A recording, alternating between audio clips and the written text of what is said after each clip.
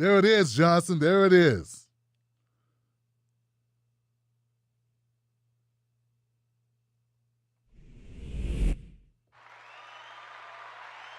Wow. Wow, wow, wow. There it is. Okay. These things are crazy. What's up, people? My name is Tim Black. Welcome to the Tim Black Show. It's Friday. Do you know where your show is? Do you know where your friends are? Do you know where the Wolf Pack is? What's going on, people? Let's make sure we are live everywhere. No, Tim, you're not live on. I'm live, but I got to get to my comment section. What up, people? Welcome, welcome, welcome, welcome.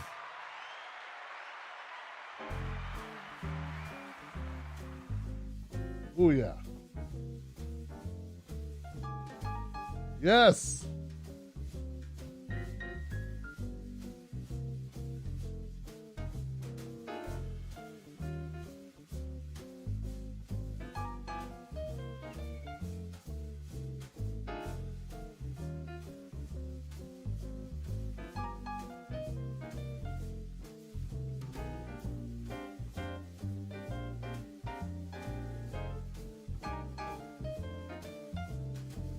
There we go.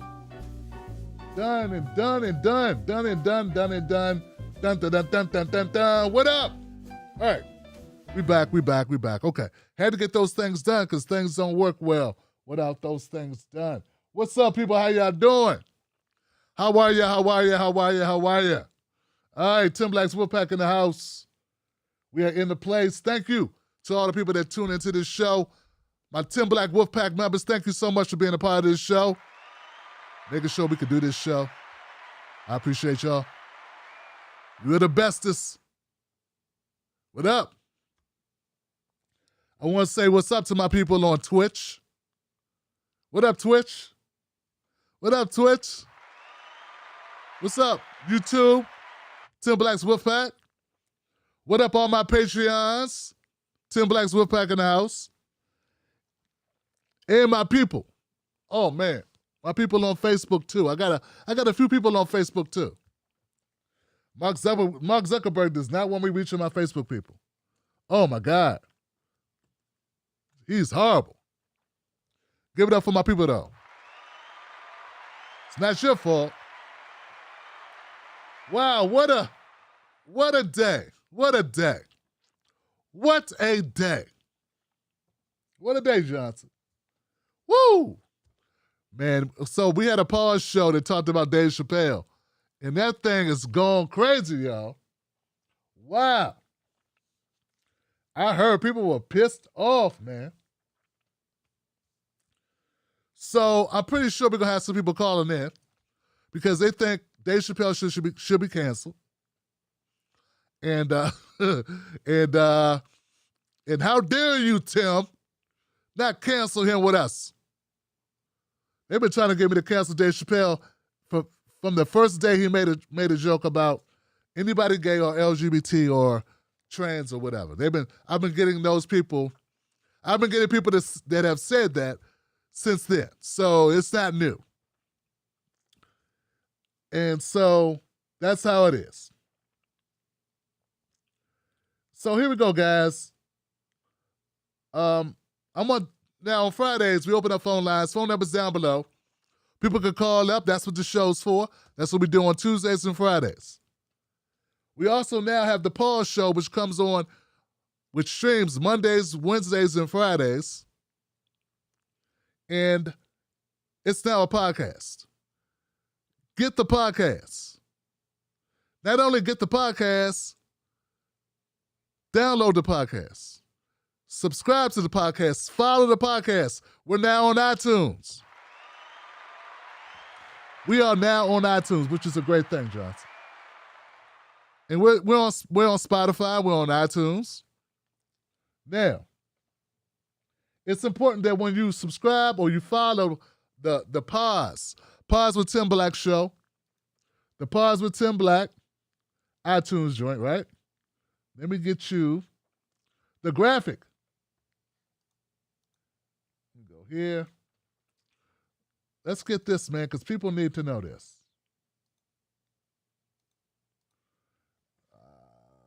Where is it at? Where is it at? Where is it at? Can I view this as a thumbnail or something real quick?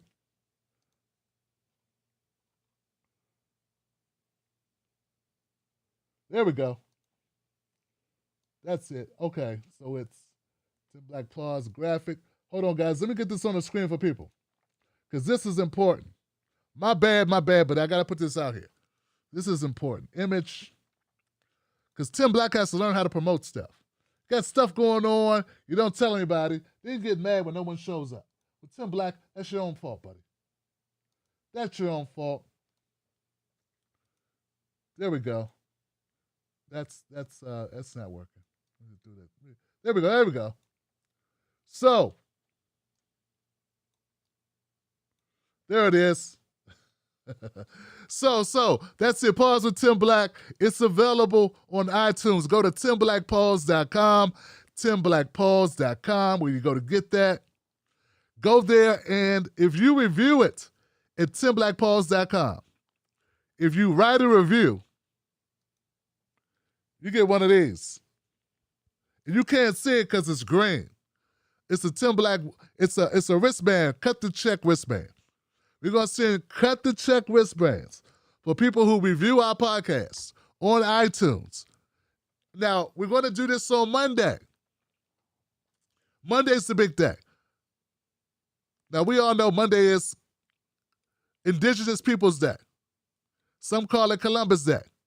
We also know that Columbus didn't discover a damn thing, but you can discover the Pause with Tim Black podcast on Monday and stick it to the colonizers. That's right, stick it to the colonizers, y'all. Come on now. Because Columbus is walking around lost. But you're not going to be lost. You're going to go on iTunes. And you're going to subscribe or follow the Tim Black Pause Show. The Pause with Tim Black Show. And you're going to follow it. You're going to write a review and say, hey, I love this thing. Tim Black's my man. That's my brother. My brother. Right? You're going to write how much you love the show because we be really black and we speak our mind and we don't be biting our tongue and we say it with our chest and we keep it 100. All right? And we don't carry water for Republicans or Democrats or phony third parties or phony politician or lame shit or none of that. And we want reparations. And we want a black agenda. And we're going to stand on it. So go do that. Go do that. You're going to hear more about that. Patreon people, I'm going to be talking more about this. It's going down, Johnson. All right, so I have 3 stories I want to get to. I got 3 stories I want to get to, but first I want to get to this. So I like to do a monologue to start the show off before I get into my 3 stories. Then we go to phone calls. If you're new to the show and you just called up to grab about Dave Chappelle, you're going to have to wait because that's not the first thing we do. We don't open up phone lines right away. First, we do stories. We do news. First, we do a monologue. Here's my monologue. I'm glad that Dave Chappelle pissed people off. I said, I'm glad that Dave Chappelle pissed some people off. At least I know people are alive and awake and people are paying attention. And I'm cool with that, man. Come on now, this is an opportunity for people to sound off. Educate people about trans issues. Make this shit known. Make it known what's going on. I've been learning more about the trans community. Mrs. Black printed me out a document called Unpacking Turf Logic. Now, it tells me what is trans exclusionary radical feminism. TERFs believe trans women aren't women and trans men aren't men. TERFs often feel that trans people are undermining women's rights. So, like this a pamphlet that she printed out so I can become educated because I didn't know what it was. I know some people say that Tulsi Gabbard was a TERF. I didn't know what it was. I just know I don't trust Tulsi Gabbard. She anti-black. I know that shit. Yeah, I know that shit. And then I heard she was a TERF. I'm like, okay, I believe it. I don't know what it is. It doesn't sound good. Who am I to say who's what? I don't get into that. But see, this is important. That's why this is important, guys, because Dave Chappelle pissed people off, and now people are talking. There are statistics about trans people that I had no idea about. See, one of the things I'm seeing people do, and I think this is a mistake, is that you're saying, oh, we need to cancel these people or cancel this person, when people just don't understand. Like I didn't know about the high death rate. Now, I don't know if this is true, but from what I heard, said in my chat, the life expectancy of a trans male, it's like 36, in the 30s, 30-something years old, and then people are getting murdered. Number one cause of death is murder. Do you think most people are walking around knowing this? No, most people are not walking around knowing this. See, I know they're not, because I'm walking around and I don't know it. And I think I'm more of a more informed person because I actually cover news for a living. This is my job. This is what I do. I don't do this and go sell real estate. This is how I make a living, and this is what I do. I consume. So if I don't know it, then I'm assuring a lot of other people don't know. And it's not because someone's like, Tim Black, I want to tell you some stuff about trans. And I'm like, hell no. Get that away from me. I don't want to know nothing. What I look like knowing stuff. So that's not the situation. So this is an opportunity. Now here goes the other side of that. I think some people are taking this as an opportunity for themselves. Yeah, some people take things as an opportunity for themselves to come up. One person's misfortune is another person's come up. Ain't that true? Ain't that what some people do? They take your misfortune and they try to capitalize off of it. That's what people do. It's what happens. Sometimes they mean well, sometimes they don't, but they always mean well for themselves. A friend is a person who means well for you without a come up for themselves. But I think there are some people that are talking right now about Dave Chappelle as to come up for themselves. I mean, because I'm in this business, I know what people do. I know there are people that actually care about these issues. Those are separate people. I'm not saying everybody does that. That's another thing I heard people are doing. People are taking me out of context and taking other people out of context. Everyone's not the same. And I understand that. Do you understand that? Person who's calling up pissed off? Do you understand that there's some things I disagree with, some things I agree with? And there's some people are full of shit and some people aren't. Two different people.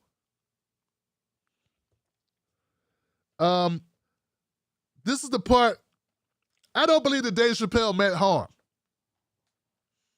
You know, I don't think he meant harm. I don't think he's intentionally saying, I want to hurt trans people. I think he is pissed off with gay people who are racist and they're hiding behind the fact that they're gay or LGBTQ as if that means they can't be racist.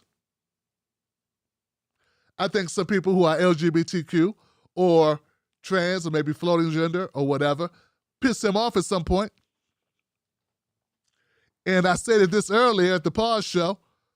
When you're a person that creates content or you're a person who's creative and people piss you off, you're going to have a tendency to talk about it because don't nobody control you. Like me, when people piss me off, I talk about it sometimes.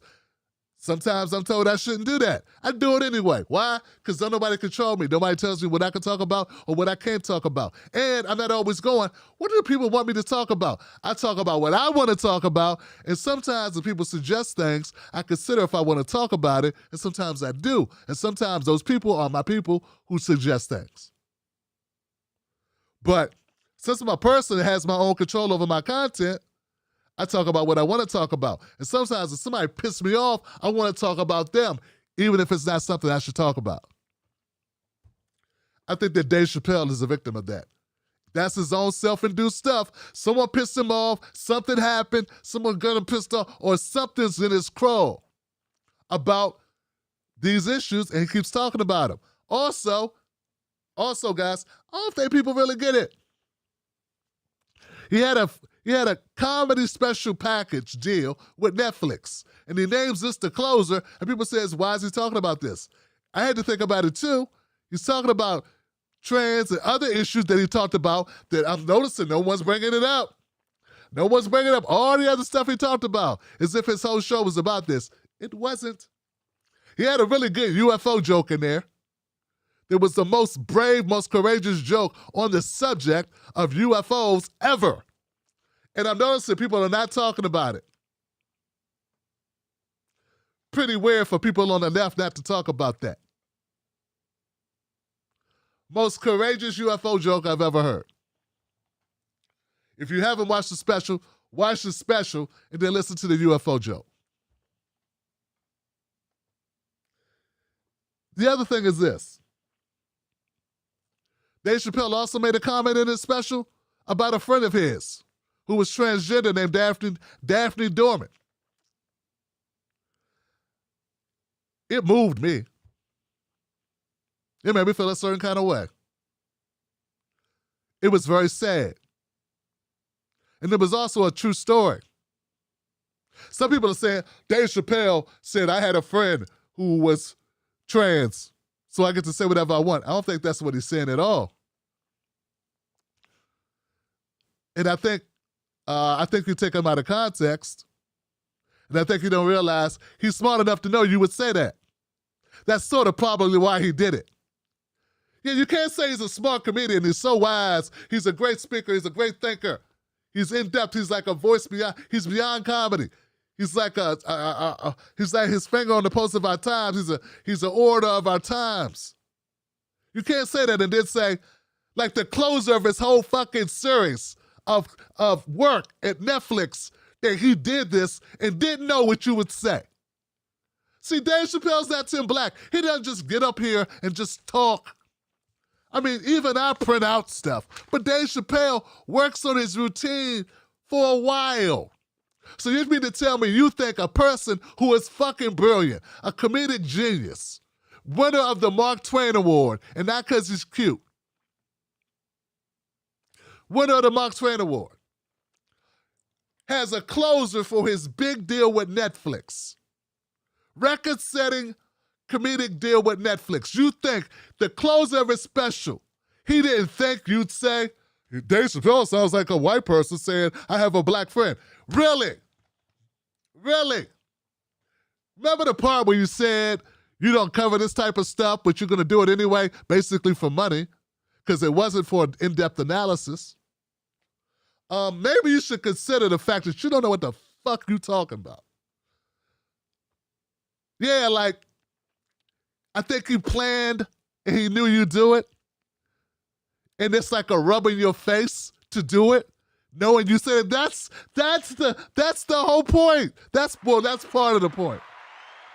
You don't think black men are smart enough to 2 + 2 = 4. That's horrible that you would come to that conclusion. That shows laziness, and also it shows a disdain for the black males. Yeah, it shows a disdain for black males. Like, you don't think we're intelligent enough that Dave Chappelle could go, hey, this sounds this way. Not only do you think Dave is stupid, you think all his friends are stupid.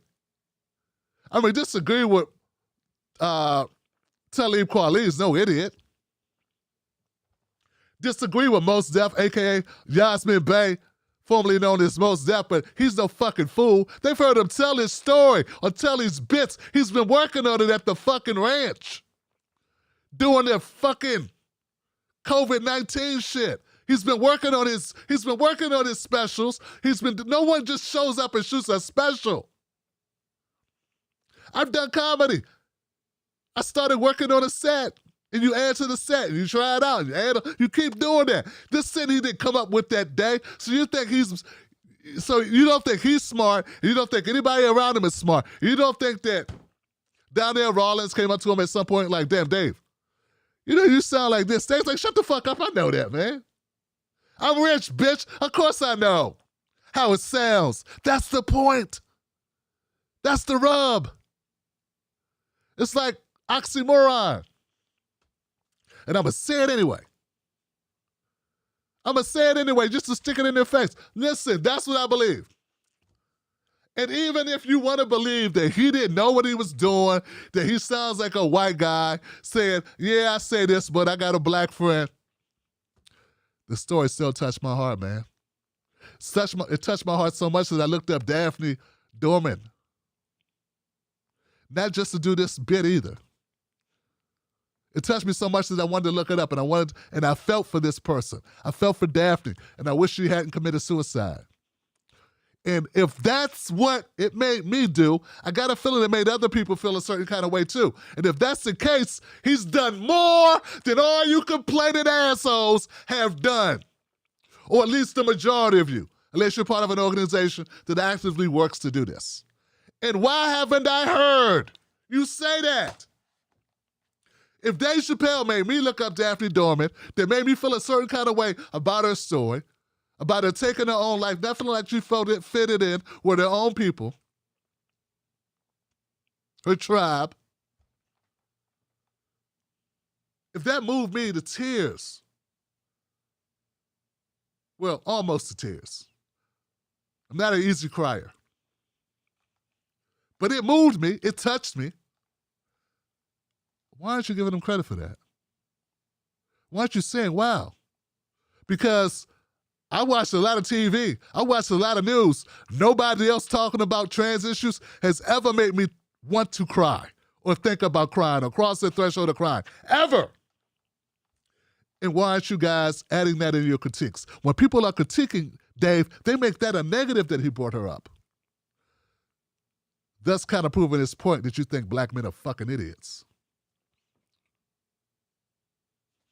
Like a fucking professional. Like Martin Scorsese didn't know that he was going to have Al Pacino whack a guy. Like you would never think that you would never think that Francis Ford Coppola's Godfather, that he meant to have, that he didn't mean something he had in his movie.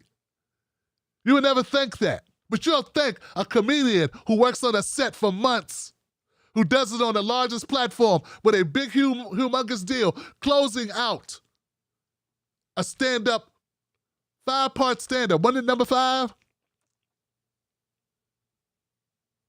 That's won the Mark Twain Awards. You think he's so fucking lazy and shiftless and a dumb nigga that he would just go up there and just wing it. That's what you think. But you love black men, don't you? And I'm not just talking to white people or white men or white women. I'm talking about some of you black sisters as well. I saw some of your content. Some people sent me your shit. I'm wondering why.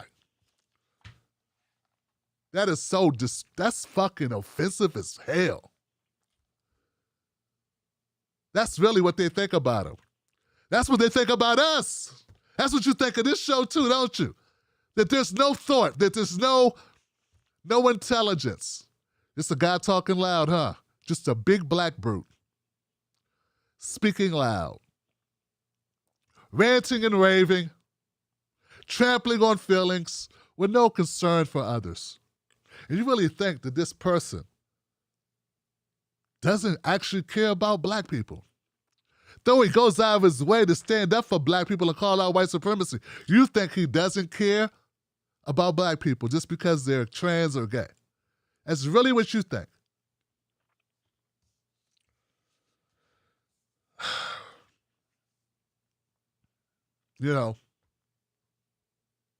Maybe it's possible Dave Chappelle just has a little bit of something crawled up his ass about how gay people treat black people, by and large.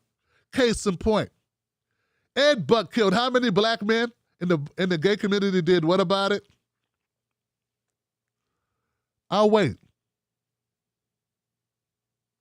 Nothing is what they did about it. Not a goddamn thing. Ed Buck, rich white guy.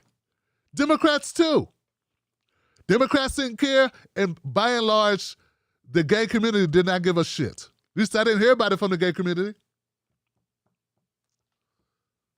Maybe those are the people he was talking about. Unfortunately, there's some black gay people and some black trans people who feel that Dave Chappelle has erased them. I don't know Dave personally. I know Ben Jealous. Ben Jealous ran for governor of Maryland. Ben Jealous, I think they're considered like their fathers were best friends or something. I guess I think they consider themselves cousins. I don't know if they really are. I know when I went to Silver Spring to interview Ben Jealous, we talked. I know when I did a couple rallies and I covered Ben Jealous when he was running for governor and Bernie was there campaigning. Was hoping Dave would be there. He wasn't there when I did that, but that was in Silver Spring, where Dave is from. All I'm saying is, I don't know the point of that. I guess I just wanted to name drop a little bit. But I don't know Dave Chappelle, but I got a feeling that you're wrong to say he doesn't care about people. I think he does. I think it's really hard to do the work he's been doing, not to care about people. And I think it's unfortunate some people think he doesn't care about black trans people.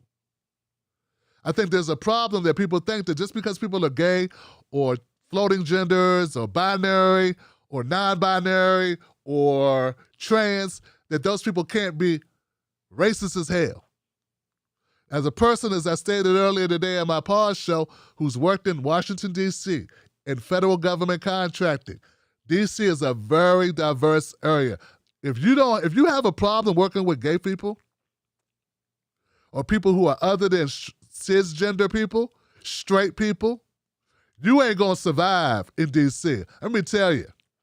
Let me also tell you, when it comes to the hierarchies in professional settings in D.C., black men are at the bottom, and it's way beneath gay men, okay? And I meant nothing by that. You're way faster called back for a job, way faster accepted in these spaces if you are a gay man or a bi man or a trans man as compared to a black heterosexual man. No one thinks you're violent when you're gay. There's all these stereotypes people know of. They say this shit, but I'm trying to tell you, the stereotypes that gay men, that black men get, straight black men get, way more detrimental to your career and to your livelihood. But I guess you don't have to believe me because some woman somewhere said it. Because she knows what it's like. Maybe she does in her own mind, but I'm telling you what I've experienced, and all we know is what we know, right?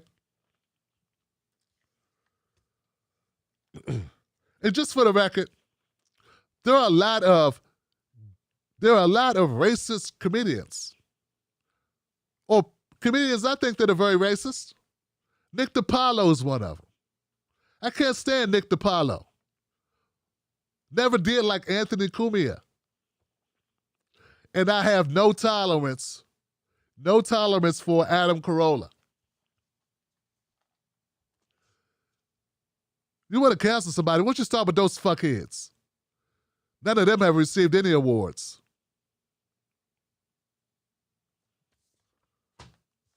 But, you know, they just hate black people. Not the same thing.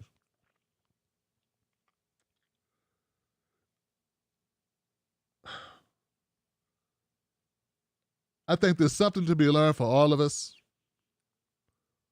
All of us can learn something all the time, every day. But I do not feel, personally, how can I say this? If there are people that were upset by what Dave says, I think they have every right to voice their opinion. I'm not somebody who feels that people should not be able to complain, disagree, talk shit, or even call for canceling. I don't think he should be canceled, but you should be able to call for whatever you want. I think this is how we move discourse. I think it's better Dave say something as you disagree than nobody say anything, because we get to have the conversation. That's the beauty of it. That's what's good about it. I care about all black people. I want all of us to get reparations. I don't care who you sleep with or what you identify as. And I want all of us to get a black agenda. That's what I want. I think we deserve that. We're owed that. That's what America owes us. So that's where I stand. So please, with your critiques, begin them with that. And I think everyone deserves to be human, to treat with human dignity. I don't think to make a joke about someone removes their human dignity. And I don't think Dave, unlike Anthony Cumia, Adam Carolla, or Nick DiPaolo, I don't think they think you're less than a human being. And I don't think they think something's wrong with you as a person. Like you're a different, like I don't know, man. Whenever I heard, especially Nick DePaula, the things he said about black people was just racist things. That's how I felt. It's been a while since I listened to him. I don't think he's cleaned up his act. But anyway, maybe there's a group of black people going around trying to get him canceled. I don't know. I know you couldn't pay me to watch him. I know that shit. So, yeah. Like I stated, I think this is a good conversation. I think it's good to have it. And I don't think this conversation would be had if it wasn't for this moment. And this moment is brought to you by Dave Chappelle. And I think it's a good time for people to learn. It's a learning moment. And I hope people use it as that. And if anyone's a fucking idiot and tries to use it to actually hurt trans people, lock their ass up. Lock them the hell up. Because I know some people are saying this puts trans people in jeopardy. I think that's crazy. That's what, if that's the case, that's crazy shit. And those people should go directly to jail for a very long time, Johnson. That's what I think. That's what I believe. And I hope you do it. Send me a story of somebody reacting on Dave Chappelle and trying to hurt a trans person. You know what I'm saying? All right. Can we get to a couple stories before we go to phone calls? Okay, let me go to my top story. How many people remember this guy?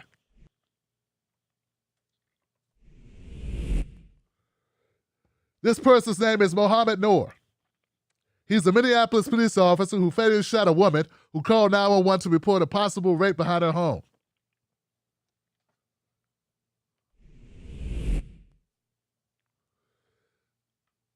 Mohammed Noor will be resentenced later this month on a lesser charge.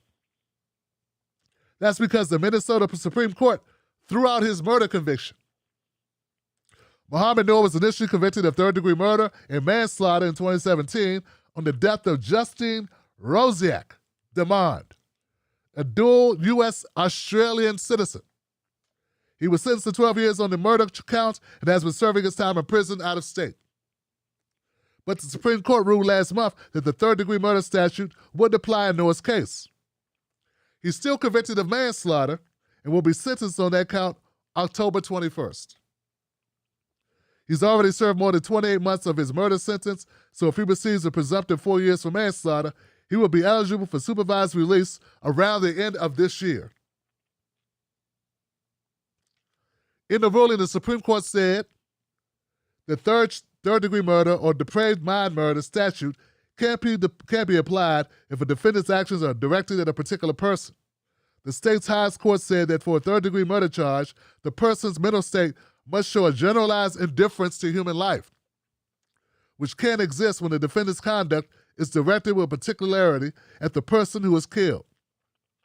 So they had to do something that could have endangered many more people. And since he did not, that's the reason for reducing the charge to a lesser charge.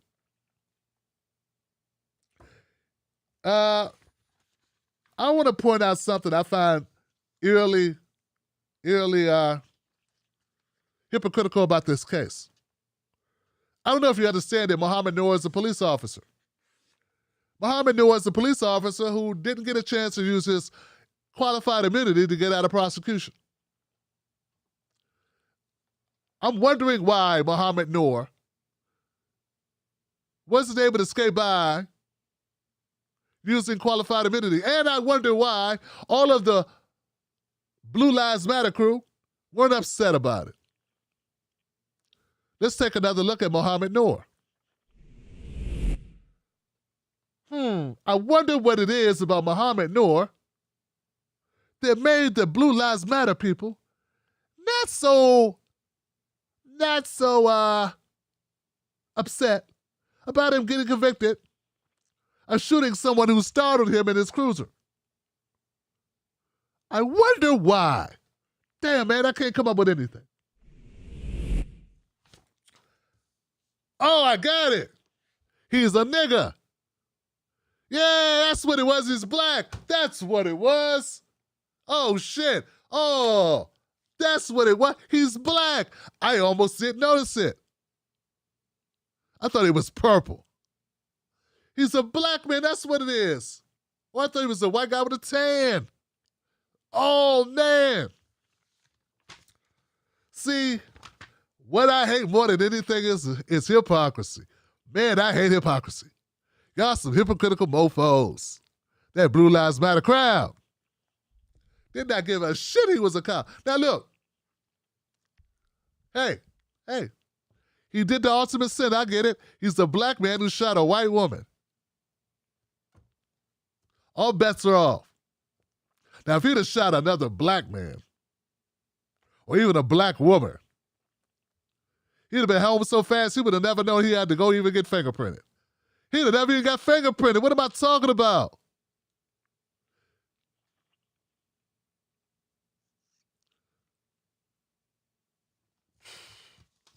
Next story. Damn, I love it when I'm right. Don't you hate it when I am? Facebook, Blue Lives Matter crowd. You're not conservative, you're bigots. I said it, Blue Lives Matter, you're bigots. Well, since we're talking about shootings, let's go to another one. How many people remember this young man? His name is Jacob Blake. He's on the right. He's a young man that was shot in the back 7 times by the white guy who's looking like somebody you just should be bagging groceries. That's all he should have been entrusted to do.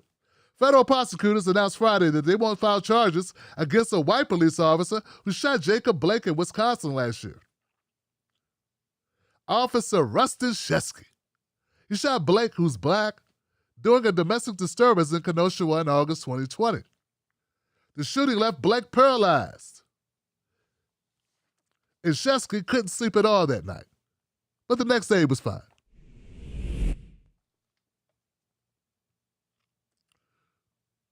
That's right, Jacob Blake was left paralyzed from the waist down. Shesky was left with his full pension and his job. There were some nights of protests, though, that led to Kyle Rittenhouse, a white guy, coming to Kenosha to make sure nobody hurt those poor businesses. Well, he killed 2 people and raised $1 million in his own defense. Because white people may not like black cops, but they love, because white people, particularly conservatives, or particularly Blue Lives Matter crowd, like white vigilantes more than they like black cops who shoot white women. State prosecutors decided not to file charges against Shesky after a video showed that Blake, who was wanted on a felony warrant, was armed with a knife. Yeah, he had a knife. So he shot him with his back turned 7 times in front of both his kids. Because he was afraid for his life, of course. You heard the old throw the knife from behind your back through the window move, right? Yeah, you heard of that.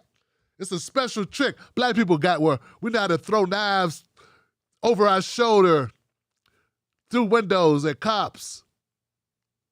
We've been learning that since we were 6. No, 4.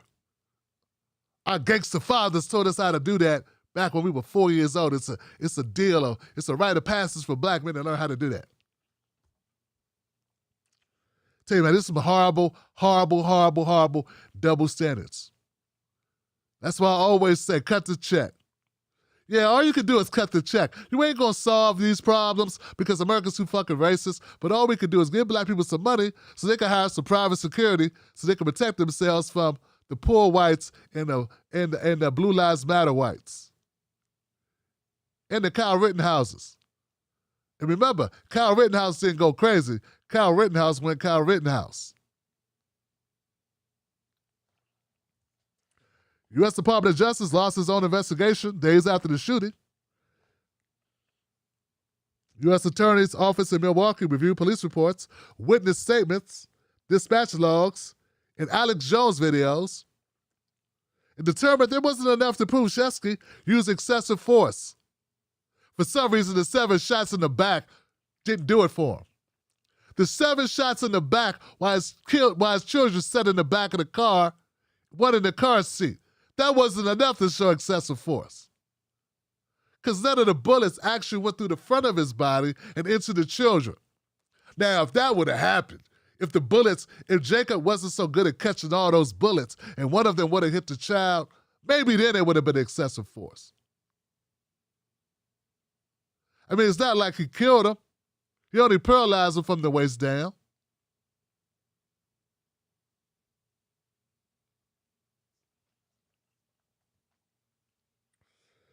Accordingly, the review of this incident has been closed without a federal prosecution. Blake's uncle, Justin Blake, called the decision unconscionable. Said it definitely steps on every civil right we can imagine this country owes every African-American descendant.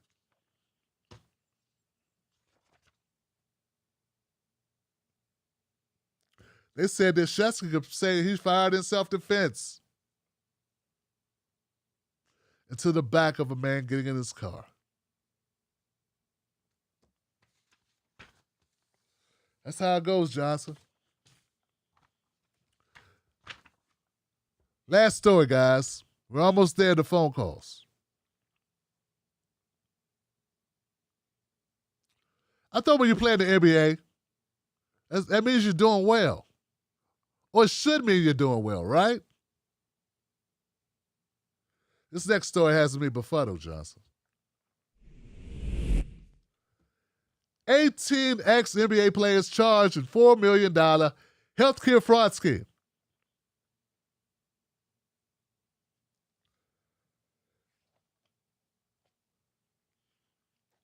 Look at this. Unbelievable, guys.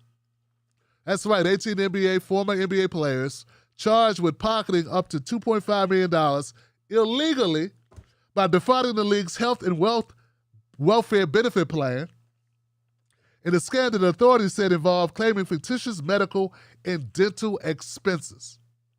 So pretty much how it works is, and I didn't realize this, I had to really dig down deep into the article. It's a pretty long article, 4-page article. It was an enterprise. So they had to team up with a wellness center to write the bogus receipts. They take the receipts for work they did not get done and then get reimbursed by the plan. It only works if you can get somebody to write your receipt. And that's what they did. The U.S. Attorney Audrey Strauss told a news conference that FBI agents across the country arrested 15 ex-players and one of their wives in a 3-year conspiracy that authorities say started in 2017. According to an indictment returned in Manhattan Federal Court, the ex-players teamed up to defraud the supplemental coverage plan by submitting fraudulent claims to get reimbursed for medical and dental problems. Here's the thing, guys. I don't know how they got the tip off. I don't know how they got tipped off. But they got records of people saying they were getting work done. Meanwhile, they're out of the country. Or they're playing ball in Taiwan, out of the country. Or they're somewhere else. They got GPS records. They got GPS travel records, email, GPS data. GPS data. There we go. That proves the ex-players were far from the medical and dental offices at the time when they were supposedly getting treated. In one incident, she said, an ex-player was playing basketball in Taiwan when he was supposedly getting $48,000 worth of dental work done. $48,000 worth of dental work. The claims totaled about $3.9 million. Of that, the defendants received about $2.5 million in proceeds. There were a lot of players. And the thing about this, guys, I'm wondering why a lot of people weren't talking about this. This is a big story. Had you heard this? I had not heard this. I feel like I'm one of the first people to talk about this. We find out people want to be friends with these ball players who got caught. Big baby Glenn Davis got caught. A lot of people got caught. He played for the not the Sixers, the Celtics. Among others, with Tony Allen, he also played for the Celtics at one point. 6-time All-Defensive Player. Member of the 2008 champion Baltimore Celtics. He's so broke he got to do this?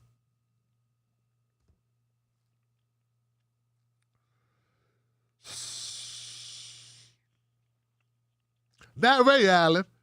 The dark-skinned one, Tony Allen. My bad.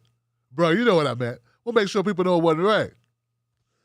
For the most part, though, the ex-players charged had journeyman careers playing for several different teams and never, ever reached anywhere close to the enormous stardom or salary that top players make. So a lot of these players, their money wasn't right. And I can relate to this, so I'm not knocking them. They still made a lot more money than us. Okay? Glenn Davis, as I stated. Shannon Brown won 2 champions with the Lakers. Remember Shannon Brown? I think he won the dunk contest once, didn't he? Melvin Ely won a title with San Antonio in 2007. Anthony Roten, Ruben Patterson, and Darius Miles. Oh, boy. Other players, lots of players, guys. Now, it's also important to note the charges come just weeks after former NFL players Clinton Portis and Tamarick Vanover and Robert McCune pleaded guilty for their roles in a nationwide healthcare fraud scheme in the NFL. Man, this is horrible, man. That's how bad our healthcare system is. And that's how bad it is. Like, I guess when you make money, you get a lifestyle, you got to maintain it, and people are willing to do anything to maintain that lifestyle. Sad stuff, guys, sad stuff. Stay off social media if you're going to do some dirt, though. Say you at the doctor, then you all posted up, you taking pictures, all up in Hawaii, all up in the club. Not good. All right, guys. We want to do phone lines. We got people in the queue. All right, guys. Let's get it cracking. Let's get it cracking.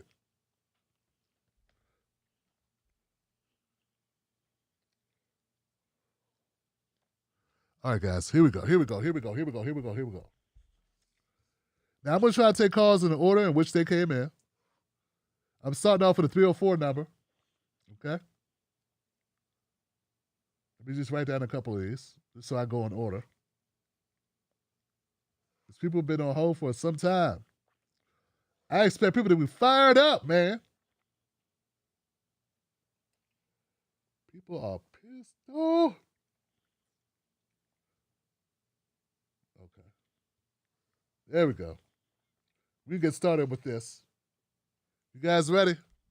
All right, Wolfpack, let's get it going, guys. We got it going on. Let's go.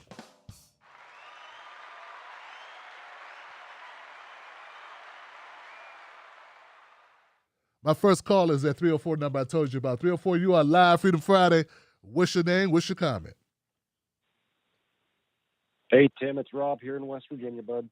Rob, what's up, brother? How are you? Hey, I'm doing all right. I got hit with COVID this week, so I'm kind of down, but I'm doing okay. I just had the high fevers and none of the chest stuff, none of the coughing. So I got to take some time off, which lets me get to catch up on some things that like catching your shows that I've missed. So yeah, I'm doing okay. Everything's all right. And when the Dave Chappelle special broke, I was happy I had time to actually sit and watch that all the way through in its entirety. My lifestyle gets so hectic that even a special like his, I have to plan it on a weekend when everybody's asleep, or I've got time to focus on it and not be interrupted. So I was able to catch that, and then I caught your pause a few hours ago, and like I said, I'm glad to see I'm not the only one that thinks like you when it comes to Dave and comedy. I think us old heads, and when I'm saying old heads, it's people like us that's been around comedy from an early age. And my thoughts and what I got from the special is throughout all the comedians I've ever listened to and watched. Like you and I, we go way back. I listened to Richard Pryor and Eddie Murphy. I remember being a 10-year-old kid when my parents rented Delirious and Raw from the video store. And I have one of those old cassette recorders held up at the TV trying to record Eddie so I could listen to him over and over and over and imitating. I've seen comedians make fun of all religions, races, men, women, disabled, fat people, skinny people, old people, kids, babies, dead people, politicians, religious figures, you name it. No one or one thing was off limits for comedians.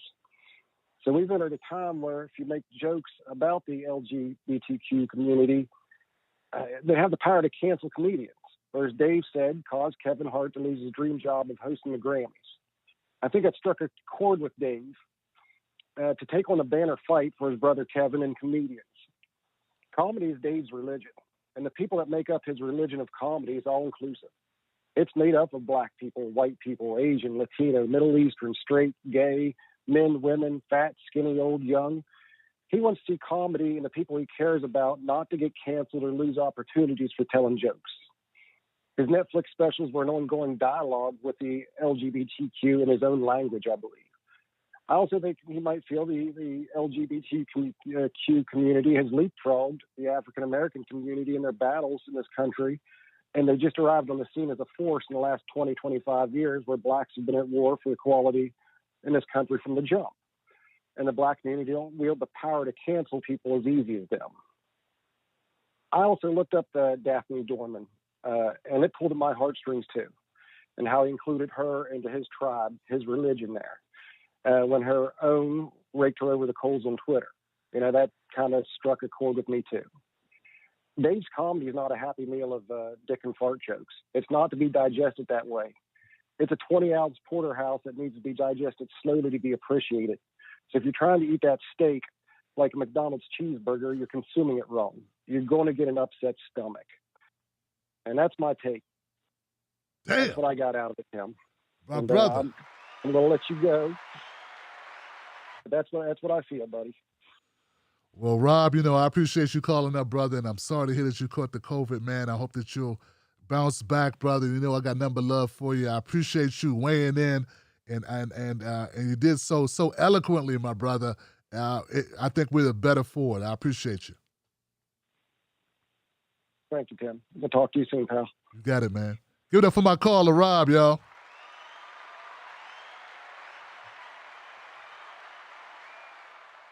Damn. Rob's been a supporter and a friend. I consider Rob a real life friend for damn near 10 years now. And people tell me, you know, I'm glad to know you're doing okay, brother. Hang tough, brother. Hang tough.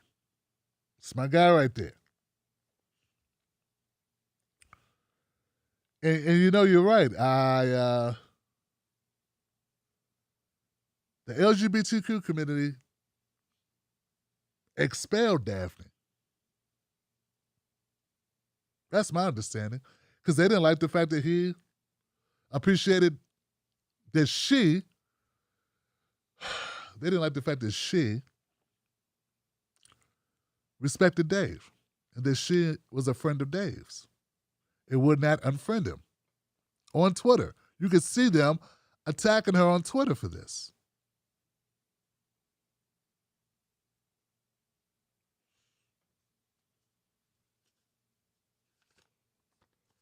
They taking responsibility for her taking her life?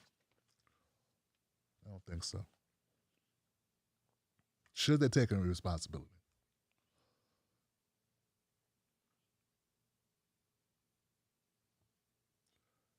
626, you are live. What is your name? What is your comment, 626? Hi, Tim. My name is Zachary. You sound really hard to hear, my friend. Can you hear me better now? Sounds a little bit like you're underwater. That's how it sounds. How's that? Is that better? Now that's really good right there. Yes. What's your name again? I'm sorry. Hi. So, Tim, I'm Zachariah, and I'm the one who was mainly going off in your chat earlier. Oh, and then okay. I sat here, and I wanted to be really thoughtful about the comments I wanted to leave you. So I wanted to tell you, I wanted to clear the air, and I wanted to leave you with a couple of thoughts to hopefully elevate the discourse. One is I'm really uncomfortable with the mainstreaming, both in the initiation of it and the response of this black man panic. It's like black men are dangerous to trans people. I don't know where it came from, but it's just not true. Black men, black people in general, just on a lived daily experience as a trans person, as a two-spirit person, have looked out for me before and after I came out. When a white man tried to rape me, it was a black woman who saved me from him. When I went to my local hospital to start getting therapy, it was an older black man who got my pronouns right the first time. Okay. So I don't know where the narrative is coming from that black people are transphobic, like as a group, but the shit is not real. It's I think it's. But Zachary, I don't believe it. Zachary Ann, you stated that you understand that you disagree with this and you don't know where it came from, but you live in America and you know how America operates, and you know this is a country that has discriminated against black people for its entire time it's been a country. Even before it was a country, it discriminated against black people. So why would you be surprised? Why would that be something that you find hard to believe, that they would not think that other white people, regardless to their orientation, would carry similar beliefs as other white people? What does not surprise me is the racism. That hasn't surprised me ever as an indigenous person. I grew up hearing the history of my people being marched across the land into ignominy forever. So I know the story, and I also want to say that we were all colonized. African people, indigenous people, we had our own ways of thinking about gender and living out gender experiences. If you look and all over, and we call this place Turtle Island. We don't call it America because it's the name of a colonized or colonized land. But there's all over this country, the indigenous peoples of this country had different ways. And for me, we called ourselves Asagi, and we were analogous to non-binary people. But we also had people who were like trans women and trans men. And in Africa, it's the same thing. You had the Mino in Benin. You had the Bangala, who are in the area of the DR Congo, the Ankole in Uganda. Like, before colonization happened, we all had our own ways. And I want us, instead of responding back and forth and centering, like, the colonizer now is the white liberal. The rich white liberal is the guy, gal, whoever in charge of the colonizing narrative these days, because he's the one who wants to save it. And if we could just let him out of the room and just talk about, because I don't know why when we bring this up, it becomes like a whataboutism, or we start talking, as though that the colonizer's attention or the colonizer's mindset is what we need to imitate. I don't think it is. And so I just want to, leave you with the thought that the conversation is happening in the wrong place and with the wrong people. All these rich folks, like these rich white liberals, don't give a shit about us trans folks. They will drop us like a hot rock because their religion is just picking up the latest thing. They'll forget us. But I do want to say we've been here forever. Like the Bhagavad Gita is a very old scripture, and it mentions the Hijra. That's thousands of years old. Like, we've been here forever. So our fight did not start today. It started a long time ago. And, I was the one who was dropping those statistics in the chat.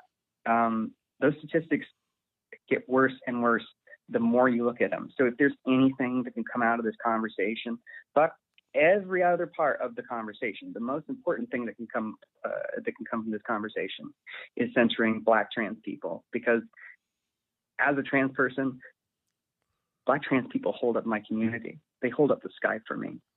And if they don't become the center of this conversation, I don't know what the point of all this is, because the point of this conversation should not be to cancel Dave or you, because the only reason I'm mad at Dave is because I actually give a shit about Dave. The only reason I was mad earlier about your comments is I've been following you since the election, and when the left fell apart and basically all the independent media just like went the way of the dodo, and you were the last like real person talking real shit that I could believe in.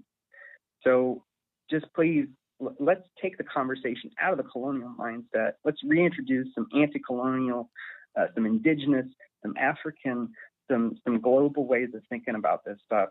And, you know, we can leave Dave Chappelle alone. Just if Dave Chappelle could leave us alone for a while too, that'd be cool. Okay, well, thank you for the phone call, And that's Zachary. all I had to say. All right, now give it up for my caller, Zachary, y'all. Thank you so much for your time. No problem. Okay.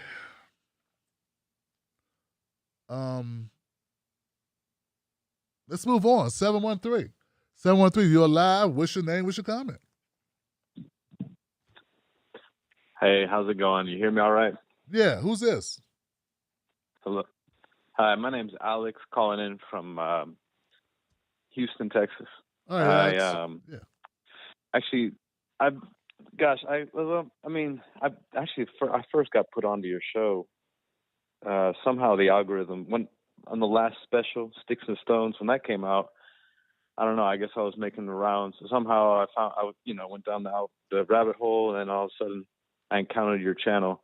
And I'm not going to lie, at first, you made me real mad with your take on Chappelle, but then I saw, the Bernie thing. And then I subscribed, it's like, like what Zachary was saying in the last call. I mean, like, part of me, it's, there's more important, looking at the forest from the trees, there's a lot of other, so there's some other things, not to take away from the struggle of anybody, but, there are some, I didn't want to, I don't know, but I took your channel in totality with, it was like, for example, in your last episode, one of your few last episodes with Breonna Joy Gray, it made my day to see that someone can see through her transparent, she ain't fooling nobody. I mean, my God. So that was a breath of fresh air to see you, and all the doorknobs out there. I mean, my God, just pathetic. But yeah, it's great to see you. I appreciate it, Alex, but I want to understand, brother, what is it about my take? Because Zachary wasn't real specific. Okay. Yeah, what is it? What is it that you dislike? Well, it is okay. Well, I'm glad you. I want this to be a conversation because I don't want to do some ridiculous like debate bro stuff. And I've been listening to different stuff around. There's people here in Houston who've been doing some streams. Follow Farrakhan, and I was listening to them. Actually, he's a local rapper who I really admire. But my God, and then I hear I don't know if you heard of FD Signifier. He's a new black left tuber, a bread tuber or whatever. Excellent channel. And he was saying the total opposite of what some I hear other people saying. And so I don't know. Oh God, it's a lot. I wrote some notes down. Okay. I just think that we can chew gum and walk at the same time. And I don't want to get too much into, I feel like, first off, I'm just mad at Chappelle it's a thing about my heroes in general. Cause I grew up also watching Chappelle, laughing. I didn't laugh too much though, because I did get uncomfortable. I remember when Chappelle Show came out and there was way too many people laughing at some jokes too hard. And when Chappelle, in that Oprah interview said, that made him uncomfortable too. I was like, oh my gosh, this man, and then he's excellent. And then he goes to South Africa. They called him crazy. He came back. I saw his stand-up show. And so, there's a whole history here, right? but man, I just think this is a sign that we are all so like who was the name? What was the name of the first caller? Rob. Yes. Yeah. So he said, I mean, the way you listen to what he said. I mean, he said that he could barely get time to even sit down and listen. I mean, that's just said to me that like we are all just so thirsty for laughter, and I am no exception to this. There are plenty of people who I have been so thirsty, who I found this, entertainment through, because for whatever reason I was seeking some type of entertainment, and nothing morally wrong with entertainment or gossip and all that stuff, or art. But man, a lot of my heroes have just turned out to be real bad. Okay, but you're still not, Alex. You're still not telling me what's wrong, brother. What are they missing the mark on? What are they missing? Okay. Yeah. Well, you're talking about Chappelle specifically. Chappelle, me, the whole thing, any of it. What's the problem? Okay. All right. Okay. First, I think the problem is comedians. I mean, that first and foremost, like comedians in general. I think comedy is just bad. Now, Rob was onto something about the good old days, about comedy being good, but I would disagree with him about how Pryor or Carlin would see comedy today. And I think they would see Chappelle I think Pryor and Carlin toward the end of their career would be extremely disappointed in Chappelle's latest special. And I may not be Rob's age, but I can tell you, Rob, that I have being a child of having access to an entire archive of most stand-ups. I have seen every single one.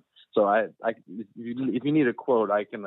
We'll wait for another Friday to get you some quotes to substantiate all that. But I think that Chappelle is just picking on low-hanging fruit. It's easy for him to go after. It's like what Zach said. It's like. It's just, I don't know. To me, it's just weird. Like, why is he, dude? He could be talking about QAnon, January 6th. I mean, the list goes. I mean, yeah, we could talk about. He has talked about it. I'm just not getting what your actual beef is. It's too much. You're not very specific about what he's saying. Let me get real specific. Yeah, like what is he saying that you don't like? What is turf? You've been on the phone. Hold on, Alex, man. You've been on the phone for a minute, brother. Okay, all right. Okay, what is it, brother? I know I have. Okay, well, I mean. Okay, well, he's a turf. I mean, he talks out of both sides of his mouth, talking about Daphne, but listen to this. Can you hear me? Yeah, I hear you. It's just that you're okay, brother. Oh. I'll leave it there, Alex, man. Wait, one more thing about Daphne, though. Okay, go ahead. What about Daphne, brother? That's more specific. I'd like to hear what your take is about that. Why do you think that? Why do you have a problem with him bringing her up? Okay, so everyone has she got raked over the coals, okay? But, like, Dave's last special was Sticks and Stones. Like, so you got to be able – so, okay, like, if you're so Sticks and Stones words can't hurt you, well, then log off of Twitter if it's such a problem. And I'm not saying that to Daphne. I'm saying to everybody else who's sitting there watching it. And if everyone suddenly thinks that Twitter attacks are such a problem, I'm sorry, but you sound like Elizabeth Warren or like somebody, this is like some Democratic primary basic 101. Oh, so you think she killed herself? You think she committed suicide because of Twitter? I think, no, well, that's a complicated situation. That's what you just kind of said. With 1,000 faces. So her community, my understanding is that there's 10 dimensions in reality. So okay, well, I don't know. Unfortunately, brother, I guess we're not going to get to the end of it. But I thank you, Alex, for calling up. It was a civil conversation. But I just, if people have complaints, it sounds like both you and Zachary are not real specific about. Basically, you're saying don't talk about us.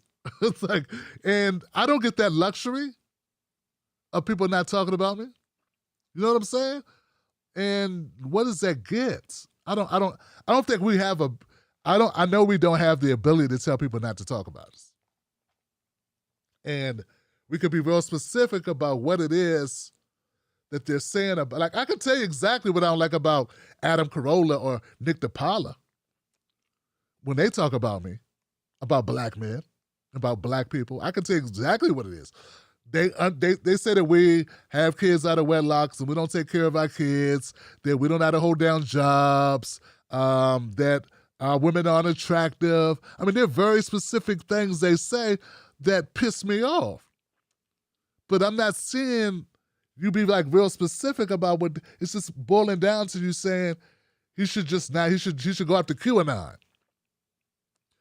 And the hypocritical thing about it is, unlike Adam Carolla, Dave talks about other shit. Like, I haven't really heard Adam or Nick DePaula, it's been a while, like, go after some other groups. And I've never heard Nick be complimentary of black people to the point of moving me to, like, fucking tears almost. Or make me want to look up a black person or whatever, dude. Like, I've never felt Nick DePaula say anything constructive that made me want to change the way I thought in a positive way about a marginalized group. Like, so it's like, I don't know, man. I'm not coming away with concrete things. And I'm open to say, hey, maybe I'm missing something. But this think bigger, do better, that's not really direct action that people can take. It's just too abstract and not specific enough. Nobody's above a joke. No one's above a joke. And even if you are, you're not, because you can't control that shit. But I personally believe that if there are jokes that are offensive, like there have been jokes that white people made about black people. I brought this up during my pause show. When they were making jokes about black people and fried chicken and watermelon and being lazy, and when they wore blackface, these were considered not jokes, but stereotypes of an entire race. I don't feel Dave does that to LGBTQ people. I don't feel like what he says makes me not respect you as a human being. But that's what white people did to black people in their comedy. And, hey, I gotta say this, man. I've heard a couple of people bring up the fact that Dave didn't want to wear a dress. But black people hated when white people wore blackface. But we're considered homophobic if we won't wear a dress. Get what I'm saying? It's the opposite, and people are still upset. I heard somebody using that against Dave today. He didn't want to wear a dress. Well, I don't want to wear a dress either. That doesn't mean I'm not in touch with who I am as a man, a heterosexual man. I just don't know why I would want to do that, and I don't know why that's a problem if I don't want to wear a certain attire to do a role. I don't know why people don't feel like that's sort of like blackface for them. But you get what I'm saying? Like these correlations people make, I don't know. I don't know if I'm making myself clear, but black people, it's a stereotype. It's also an affront to blackness as it's anti-black the way white people depicted black people. I don't see Dave Chappelle doing jive talk. Like, you know, like white people, hey, like, you all speak Ebonics. What you saying? What's up? What's up? But like mocking us as human beings. I don't see Dave doing that to trans people. Like, I don't see him doing that to gay people. It's not like, hey, I'm gay and I'm weird. Like, I'm just, you know, like he's making fun of them like white people made fun of black people. I just don't see it. So this is to a much lesser degree of, this is comedy to me. It's a joke that includes a trans person. If Dave told the story of punching a woman who thought was a guy, and he said, I didn't know you were a woman when I hit you. Like, I've met people that were trans or people that were, you know, lesbians who I couldn't tell at first if they were men or women. But if he would have punched a guy, there'd been no problem. But it's also comedy because it's a joke. So I don't know. I just think we're getting to a point where people don't want you to say shit, like, about anything about trans people. And I don't think that's good because First of all, I don't think it's realistic. And I think, in Rob's defense, I think Rob is saying that Dave is probably continuing to talk about these issues because he's standing up for comedy. And that's how he feels comedy needs someone to stand up and say, no, we're going to talk about everything and everyone, and that's what comedy is. And he's doing it because he's at the highest level where if he could do it, other comedians would continue to do it. And I don't know, man, there are jokes that Eddie Murphy said he couldn't say today. You said your stuff that you think that Eddie Murphy would look at Dave Chappelle's routine and be, well, first of all, Eddie Murphy's still here. I don't know if I agree with you that he would say that Dave's routines are horrible. I know Bernie Mac used to do some jokes about gay folks. I don't think he could do them today. And those jokes, Dave's not even doing.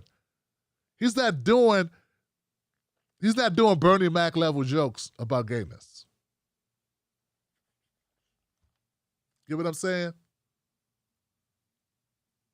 So, and I remember those jokes. I can't even repeat the jokes that Bernie Mac did.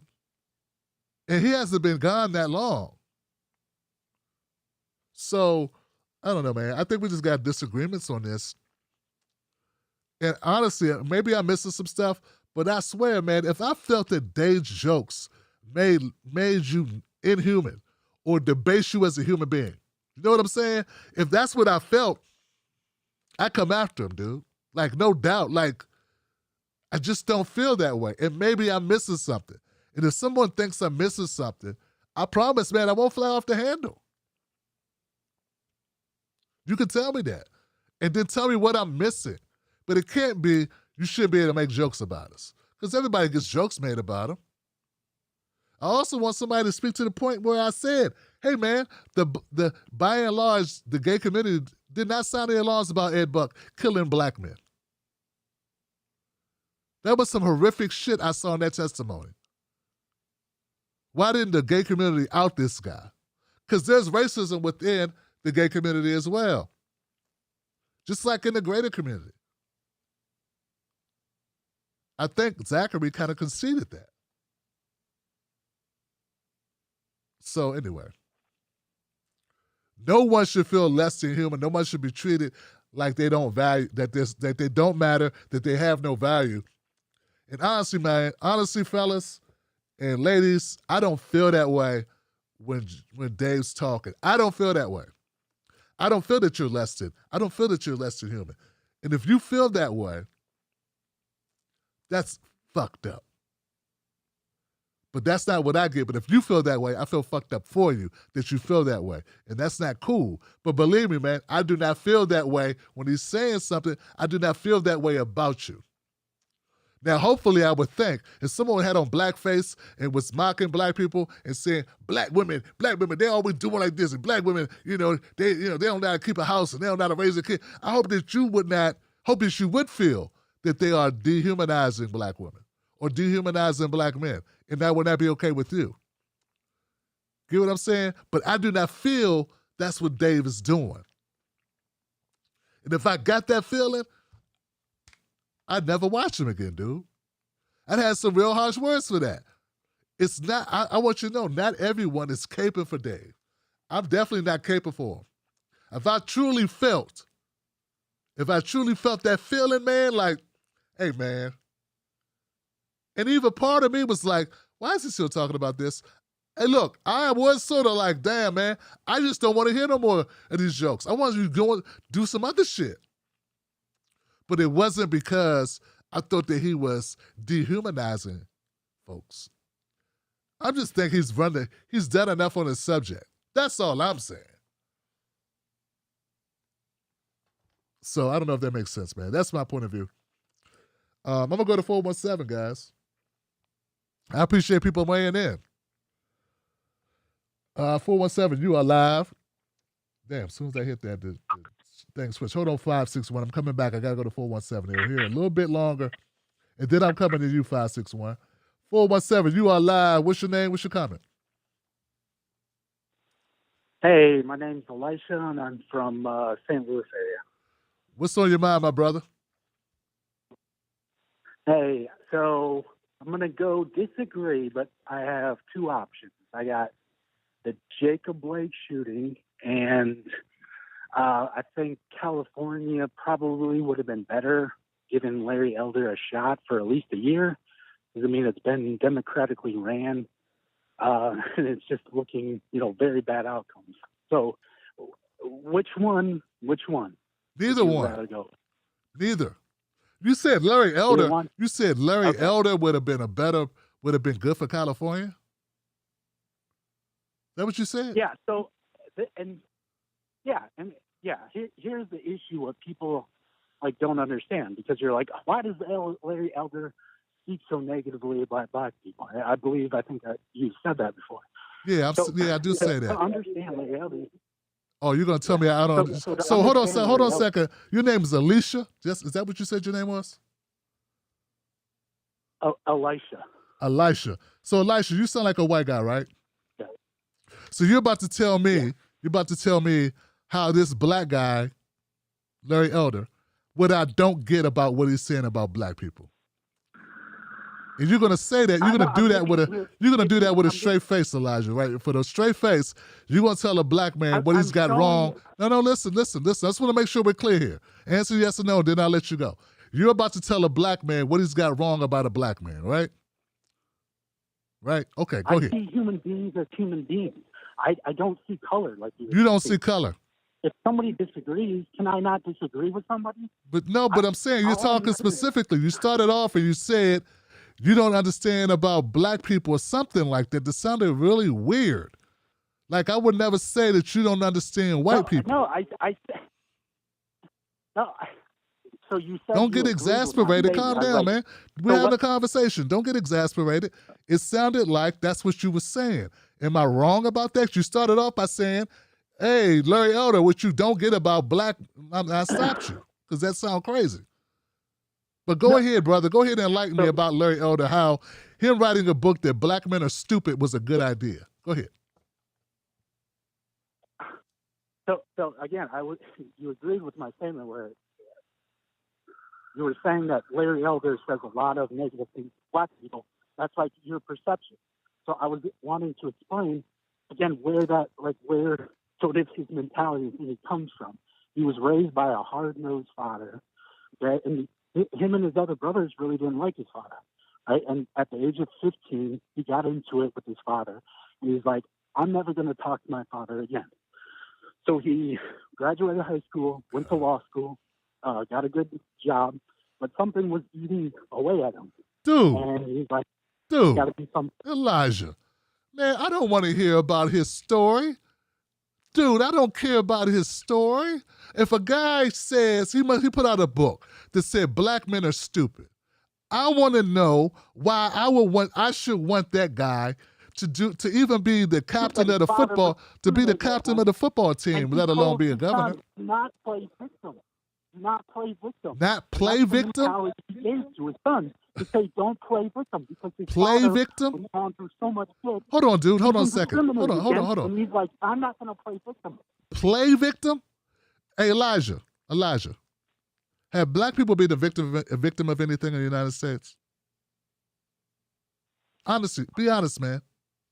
Yeah. And okay, so hold on, stop, man, stop, brother, stop. So I asked you a question. I asked you what you just said black people. So listen, dude. It's not a hard question to answer. Dude, okay, I know, but you said dude, if I ask you a question and you answer the question, I asked you for a reason.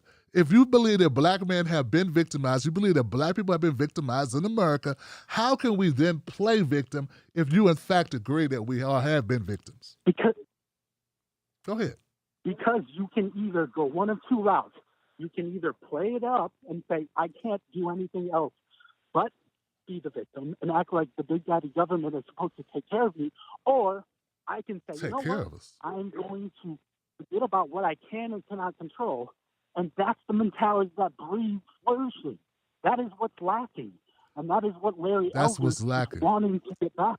Elijah, have you done this thing that you're describing? Have you personally done this thing where you've been victimized and you decided to do these things that you say? Have you lived that experience? I don't go out and play if I've been wronged by somebody. I mean, have you been wronged? Have you been Put wronged? myself in like, oh my God. Elijah, you're not good at answering my questions, brother. Yeah. Have you been wronged and then you had to rise above that? Have that happened to you? Yeah. Okay. So here's the thing. Here's the difference, Elijah, between you and us. You were wronged as an individual. We're talking about wronging by a system where the wrongs were legal. See, when somebody runs over your book, listen, Elijah, you're not letting me finish, Elijah. Elijah, you're not letting me finish. You keep doing this. I let you talk. Elijah, black people have been wronged by a government system. The system has wronged us. Okay? That system had policies and laws in place that made life better for you and your great-grandfather and your grandfather and you currently. They gave you a leg up, Elijah. Not us. They put us down, Elijah. That's a difference. And having a problem with that and wanting the government to right those wrongs is not take care of me. No. But taking care, we're not talking about taking care. We're talking about paying a debt that is owed. And we're talking about righting wrongs that were created intentionally by a government. So when we had these conversations, Elijah, if you're not going to listen, bro, it's real hard to have a conversation with you. But you're not going to call up and make statements about what black people should do. And I don't need you to call up and give me the story of Larry Elder. I don't care about his story. What I care about was what came out of his mouth, okay? And what I care about is the type of leadership he has shown. And what he has shown is he likes guys like you not to get the full picture of black America. And I'm really sorry, Elijah, that we can't come to terms here. But I think I spent enough time, Elijah. I think we spent enough time with you. You won't let me, I ask you a question, and then when you sense I got you, then you keep talking over me. So I'm going to go on to 561. 561, you are live. What's your name? What's your comment? Hey, Tim, it's Ty from South Florida. Ty, what up, brother? How you doing? Oh, man. Larry Elder? Are you for real? Come on, Elijah. You know better. You know better than Larry Elder is good for people.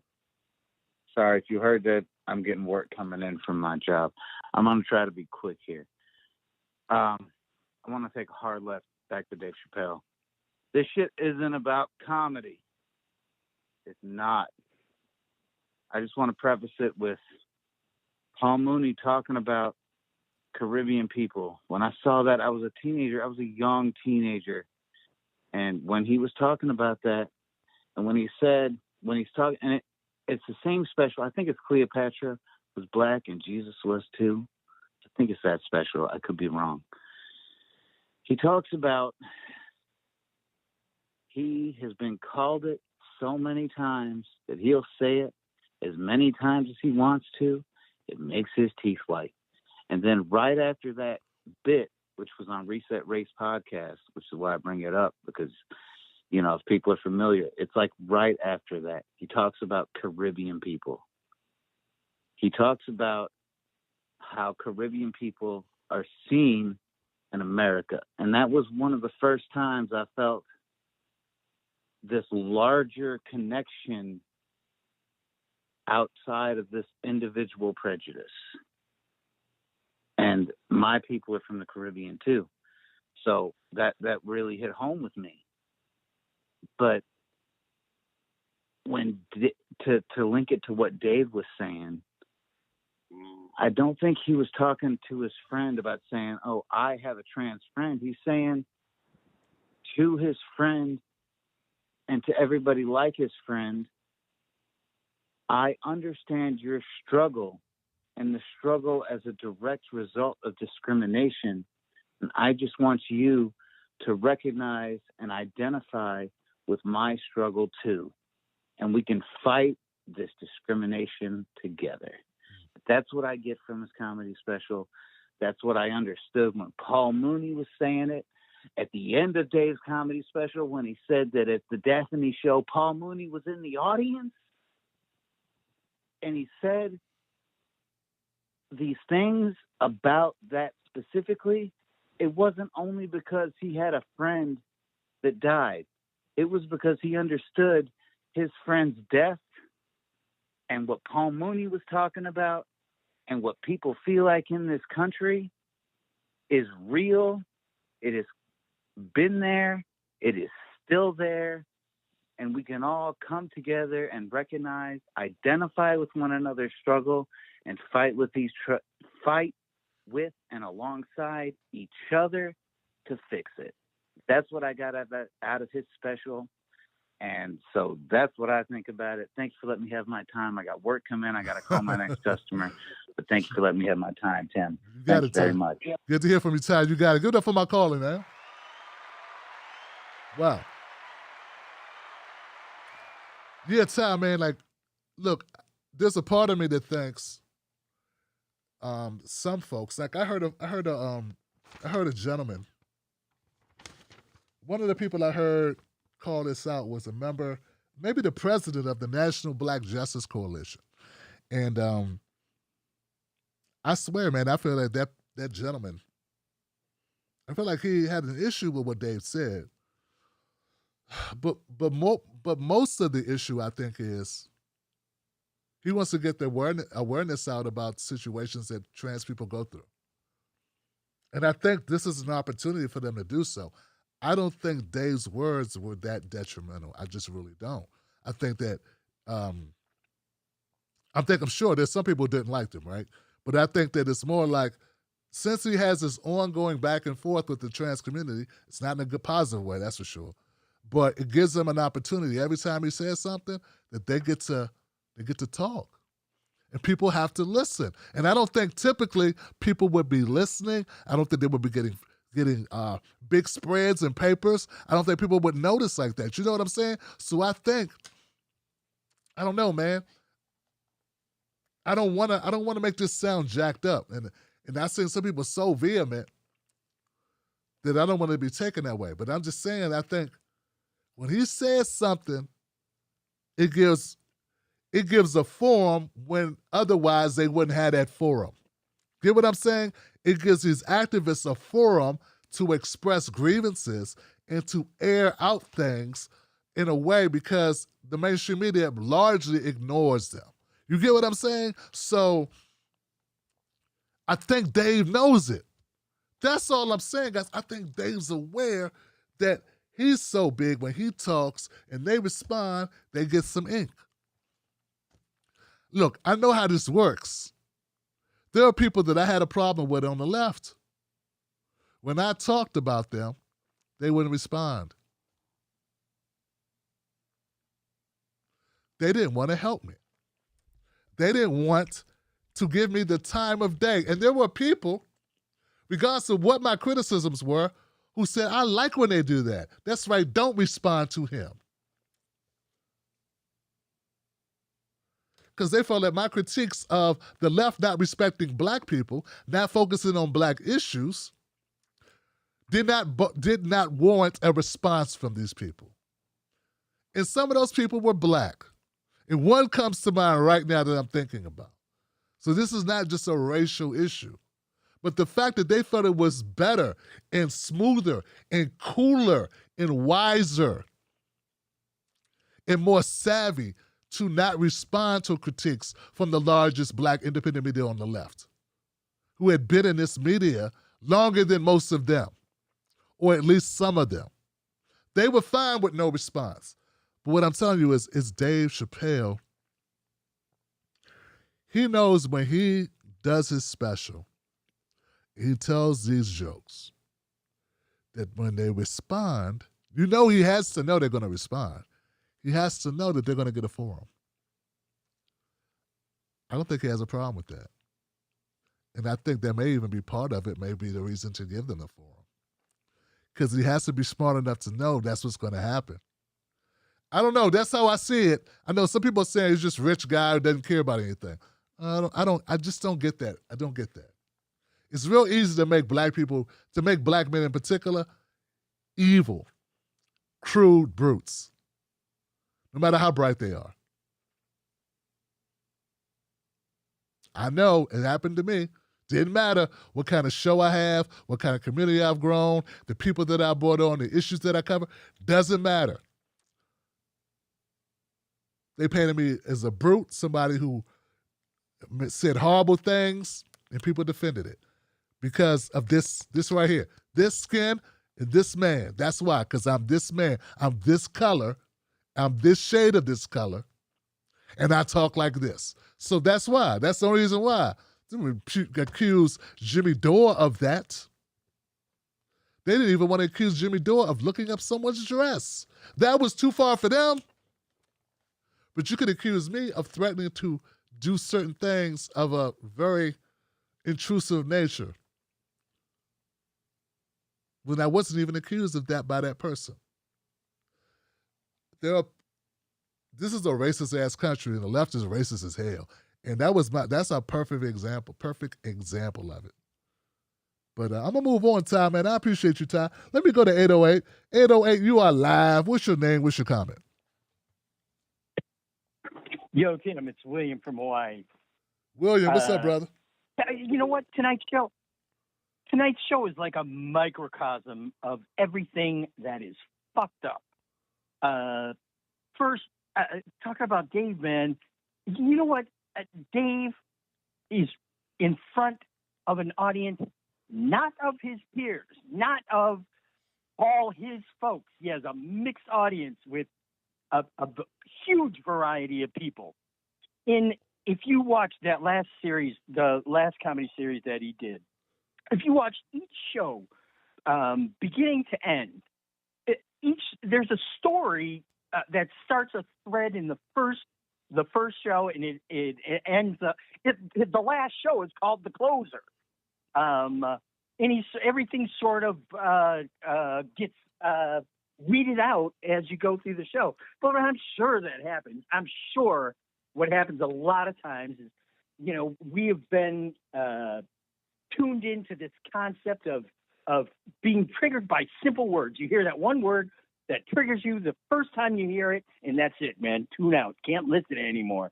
I just like the idea that Dave, who is a genius, by the way, somehow he can take topics and subjects that in most situations are intolerable to discuss, or they're too ugly to discuss, or they're too difficult to discuss in public, and he can make them palatable. But you just have to be. I know there was one guy, man. One of the guys that was talking earlier was talking about conversation. Yeah, conversation is important, but conversation isn't always talking. Conversation is actually listening and not responding until you get to the end of the story. And that's how you can sort of get an understanding. If you get triggered in the first three words, it's a waste of time. There's no conversation. If you can't get past the first thought, what are you conversing about? Your immediate opinion based on one small thing that you just heard? And two, there is this culture. I don't know when it happened. I'm not sure, but it hasn't always been like this. But there's like this notion that everybody's got to be a victim of something. Everything has got to be about them. And there's this concept that no matter how bad you have it, somebody has it worse. And the best way to pick yourself up is that try and help pick the guy up behind you. And we kind of lost that sort of frame of mind. Now it's always about woe is me, woe is we, woe is me. I've got as bad as, oh, you have it bad? Well, let me tell you about my story. That's not how the world gets any better. Things never get any better thinking like that. We have to start looking at other human beings and looking to help people up the chain, not put ourselves at the bottom and whine and bitch about, well, my problems are just as bad. Man, problems are problems. But some people do have it worse.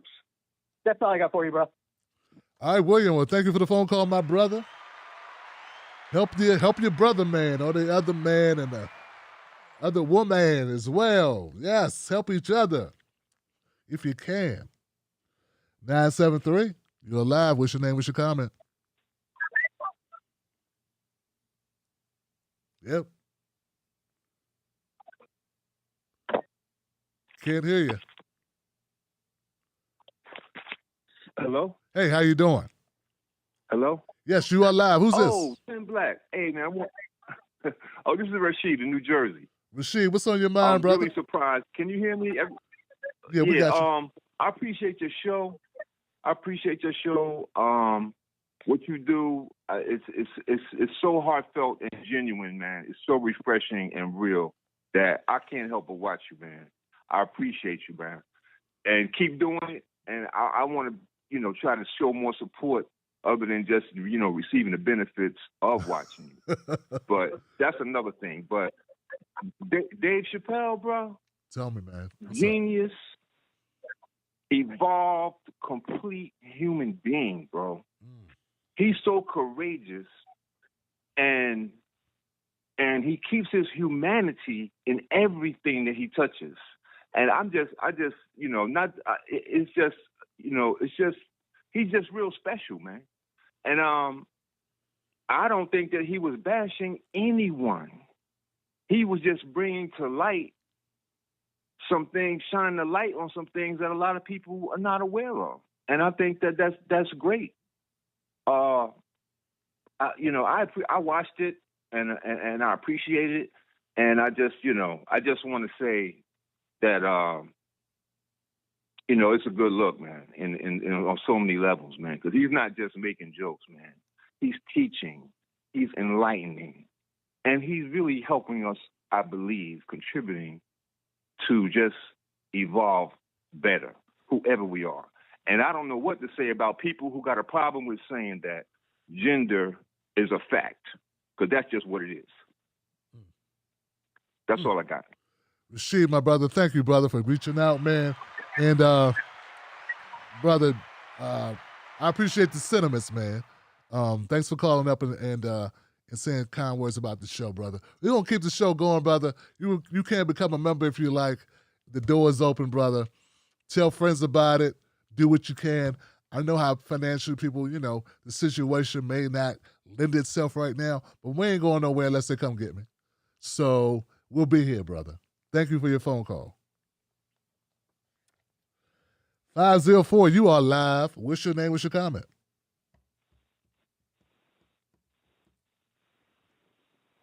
Hello? Hey, how you doing? Hey, how you doing? I just wanted to say that I completely agree with your take on Dave Chappelle's special. I think that it's been very misinterpreted. I think that people are looking for a reason to go after Dave Chappelle. And I think that they're intentionally disregarding what he's actually saying, because what he's actually saying, if you actually listen through the whole special, is that he does not have a problem with trans people. He in fact is very fond of trans people. His problem is that people are, in fact, punching down on Black people in the name of defending other people. And so I think that it's a very misunderstood and probably intentionally misunderstood concept. And I think that he is standing up for something that a lot of people are not willing to stand up for. And I think he deserves a lot of credit for that. My brother, give it up for this caller right here. My brother. To his point, to my caller's point, I put together a video right after the Dave Chappelle thing called Who's Punching Down? That was the name of it, guys. That's the name of it. Just so you know, I'm with you on this. I'm with you on it. Who's punching down? And I called out a brother in the Asian community who's been on at least 5 shows punching down on Black people. And not just any Black people. Black people who are underprivileged or poor people who end up getting into school. and how this person who's been on all these shows, Tucker, Laura Ingraham, TYT, The Hill, Epoch Times. I don't know if I'm saying that right. Those are just the ones I know off the top of my head. He also has a book out. His name is Kenny Shu. Now I realize that you pronounce Shu, the XU as Shu. It's like a SH sound, not a W. And there are people that don't understand that. Like this guy is punching down. And anyway, yeah, saying that black people, it's all their own fault why we are where we are in the United States. And if you come from a privileged background, went to a Ivy League school from well-to-do parents, and you're talking about poor kids trying to get into school, that's called punching down. But I appreciate you pointing it out. I agree with you. I don't know why people are coming away with this.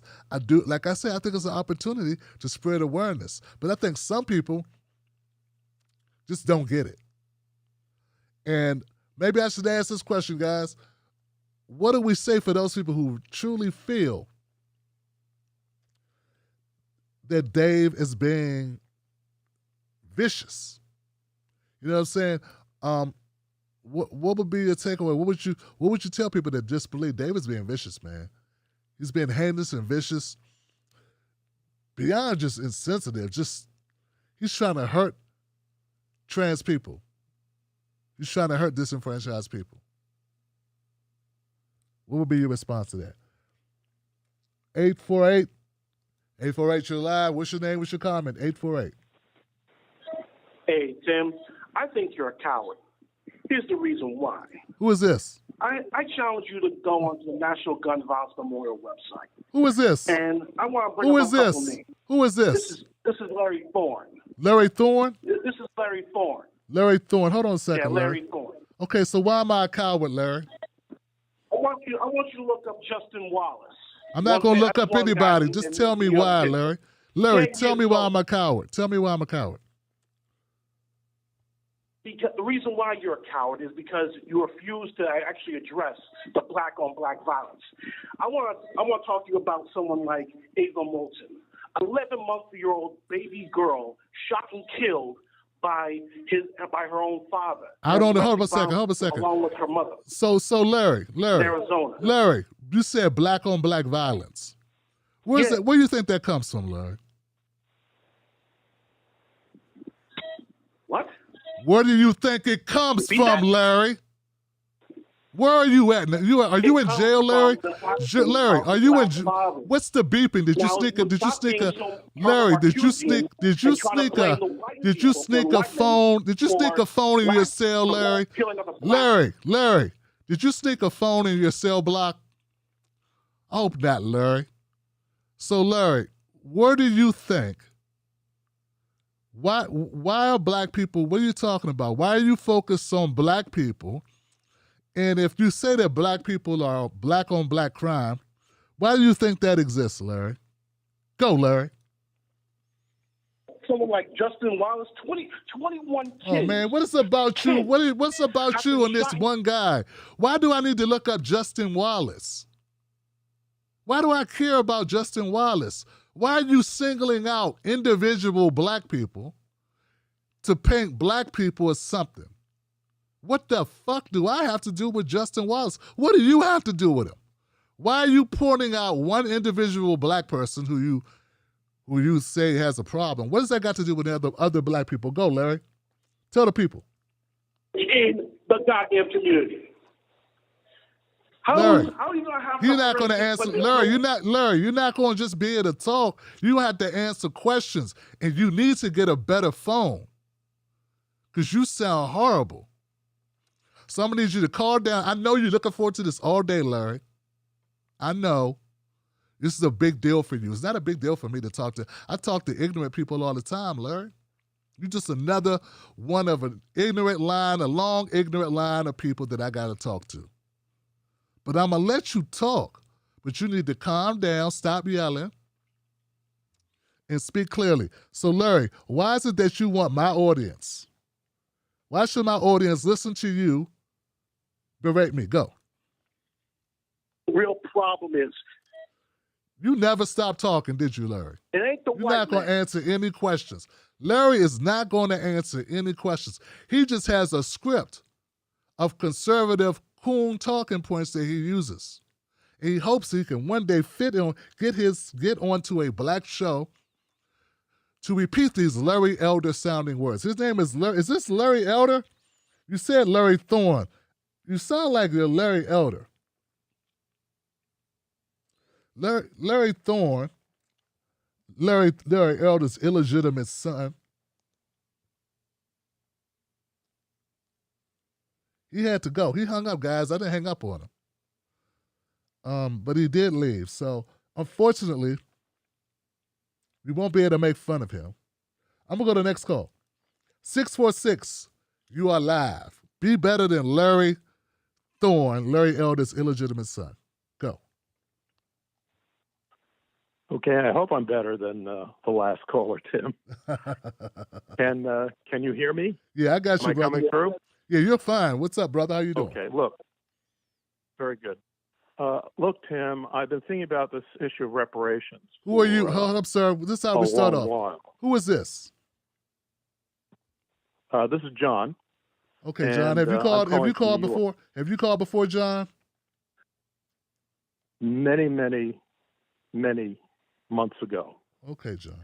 Go ahead. So brother. look, Tim, I'm going to. One of the things that I think we have a difficult time getting our heads around is the kind of amount that reparations might be worth to individuals and families. We keep hearing about trillions of dollars, which that's hard to get our hands around. What does that mean for a family or an individual? So I'm going to hold up my own family as an example of an Ados family who generations ago managed to put its hands on a little bit of property down south. You know, it was about 100 acres. And this was carried through generations of the family, from my great-great-great-grandparents to my grandparents to my parents. And what this little bit of property meant was that people could buy other houses, that people 90 could provide seconds. houses for their children, that people could help support their children's educational work and achievement over generations. And when my parents died, and these people were conservative, my great-parents, you know the type, strict Baptists, righteous type people. My grandfather was a deacon at his church. 60 These seconds. weren't risk type taking folks. They only owned real estate. They never invested in the stock market. They had savings and they had their real estate. And when my father inherited property from them, he bought other property. He helped support me. He bought me my first place, and I paid him back. And then I sold my house for a multiple of what he originally paid for, which was a benefit to me. Okay. So when my parents died, they had 3 children, and they had an estate of $2.1 million that left their 3 children with $700,000 apiece. Now, I'm a little more aggressive than 10 seconds. and I've been able to parlay that between my real estate and my investments in stock markets to $2.5 million. That's what I'm worth on the edge of retirement. $2.5 million. That may sound like a lot of money, but it really isn't. That gets you a respectable, dignified retirement on top of that generation of wealth building. Now, I'm almost the poorest man I know in the circles that I frequent. So I want to put these numbers out there. That when reparations come, they should be somewhere between $700,000 and $2.5 million per Ados person. So let's stop talking about these trillions. Let's start really digging into the implications of having that little bit of property over 5 generations and what it means for people who are alive today. And you know what? And I agree with you totally. Everyone had that. If every Ados family had that, there would be none of this shit flying around. Because of that, none of that shit flew around with my family. None of that shit flew around with my family. College graduates, professionals, all based in that little bit of property in Georgia that my Ados ancestors, formerly chattel slaves, were able to pass on to generations of the family. So that's what I got to say. Let's start putting numbers to this. And let's start putting numbers that people can understand based on families like mine experience. Yes, sir. Between 700,000 and 2.5 million. Damn right. John, I want to thank you for calling up and shedding some light and putting some detail on it, putting some meat on the bone and what it really looks like. I appreciate you, sir. Yeah, I love you, Tim. You got it, brother. Give it up for my caller, John, y'all. That's such an important call. That's such a valuable call. John, you make now, I said that Dave Chappelle's remembrance and storytelling about Daphne Dorman almost made me cry. Brother, you almost made me cry. And that's because you're absolutely right. And that's a noble way of putting it, of describing the possibility and what it really means. And I appreciate you giving me that gift in my toolbox to use in further episodes when I explain this and when I go on other people's shows and I'm able to articulate what this means, what this money means, and what the lack of this money means. So like my caller who called up and he had these horrible things to say about black people.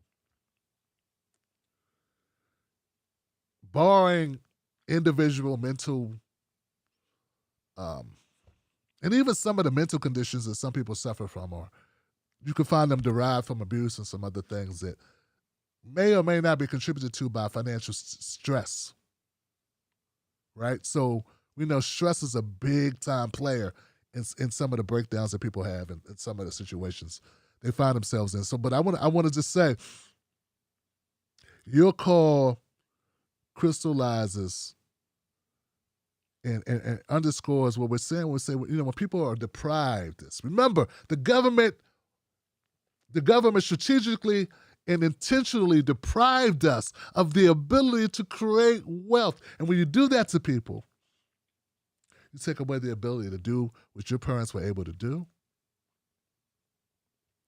I'm so glad to hear that your dad was able to do it. Your parents or grandparents or whoever started the ball rolling. Congratulations. I'm not jealous of you in the least. I'm so happy for you, brother.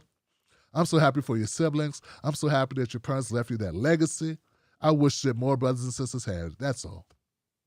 That's all, brother. Give it up for my caller one more time, New York, y'all. I'm going to use that. I'm going to rewind this. I'm going to write it down. I'm going to use it, John, because I'm going to be on a platform at some point where I get to educate others. That's amazing. That's amazing. Okay, 862. 862, you are live. What's your name? What's your comment?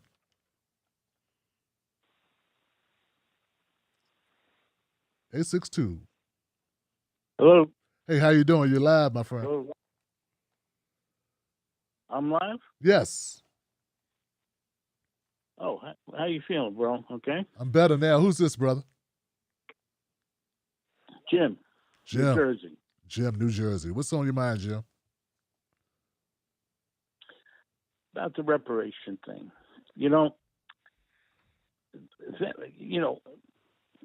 Paying reparations to people whose great ancestors suffered is a hard sell. No. Reparations should be paid for what the Democratic Party did to the black community under Lyndon Johnson. No, sir. Jim. Okay. Jim. What? Jim. Yeah. Yeah, I'm here. I got to correct you, I'm brother. here. I got to correct you, Jim. It's not about what somebody's I'm great-great-grand. good. Listen, Jim, it's not about that. We're talking about things that were done, that are being done up to now. Reparations is not just about slavery, Jim. It's about Jim Crow that took place 100 years after slavery. It's about redlining. Tim, It's about, listen, I'm, Jim. It's about redlining, Jim. It's about so many things, right? It's about so many things. So don't make it about the Democratic Party. This ain't about Democrats. This is about the federal government. Lyndon Johnson. Huh? Yeah. This is about the federal I government, agree. Jim. Okay, but don't make it about Democrats. Both parties are a part of this, brother. What I'm saying, Tim, when they took the black father out of the home, No, brother, no, for the woman to receive reparations, no. that caused a chain reaction, bro. Where, Both, no, brother. We were already, brother. That's not what. Of course, that's not optimal, right? But brother, please make no mistake about it. What about all the lynchings? What about all the lynchings, brother? What about people getting their property stolen? Tim, What about people getting their property stolen by the brother? You're boiling it down, and Tim. I'm Sicilian. I was covered under Jim Crow, and they lynched 11 Sicilians in one day in New Orleans. Brother, the amount of black folks that were lynched in this country far exceed the number of Sicilians that were lynched in this country. I do not recall Sicilians being traded in this country, treated like property, and I do not recall drugs being flown into Sicilian neighborhoods to mass incarcerate them. I don't recall those things. Not saying you've been treated great. Not saying that. But there's a far difference. And why would you bring up Sicilians? I thought you understood the plight of black people in America. Can I say? Yeah. Can I say something? Please. Okay. I grew up in Patterson, New Jersey, the end of the Underground Railroad. Okay? There were three types of people in Patterson in my school system. There was Italians, there were the blacks, and there were the Jews. Mm-hmm. The Jewish people were all the rich people, and they were the school teachers. There were the Italians and Jim, that has nothing to do with. So you're talking about an individual story. Brother, that has nothing to do with policies. And we're not going to get into bashing Jews. We don't do that on this show. Get your own program that you can get taken off YouTube. Go right ahead. But you won't get this show yanked off YouTube because you want to go out, do that. We're not going to do that. Brother,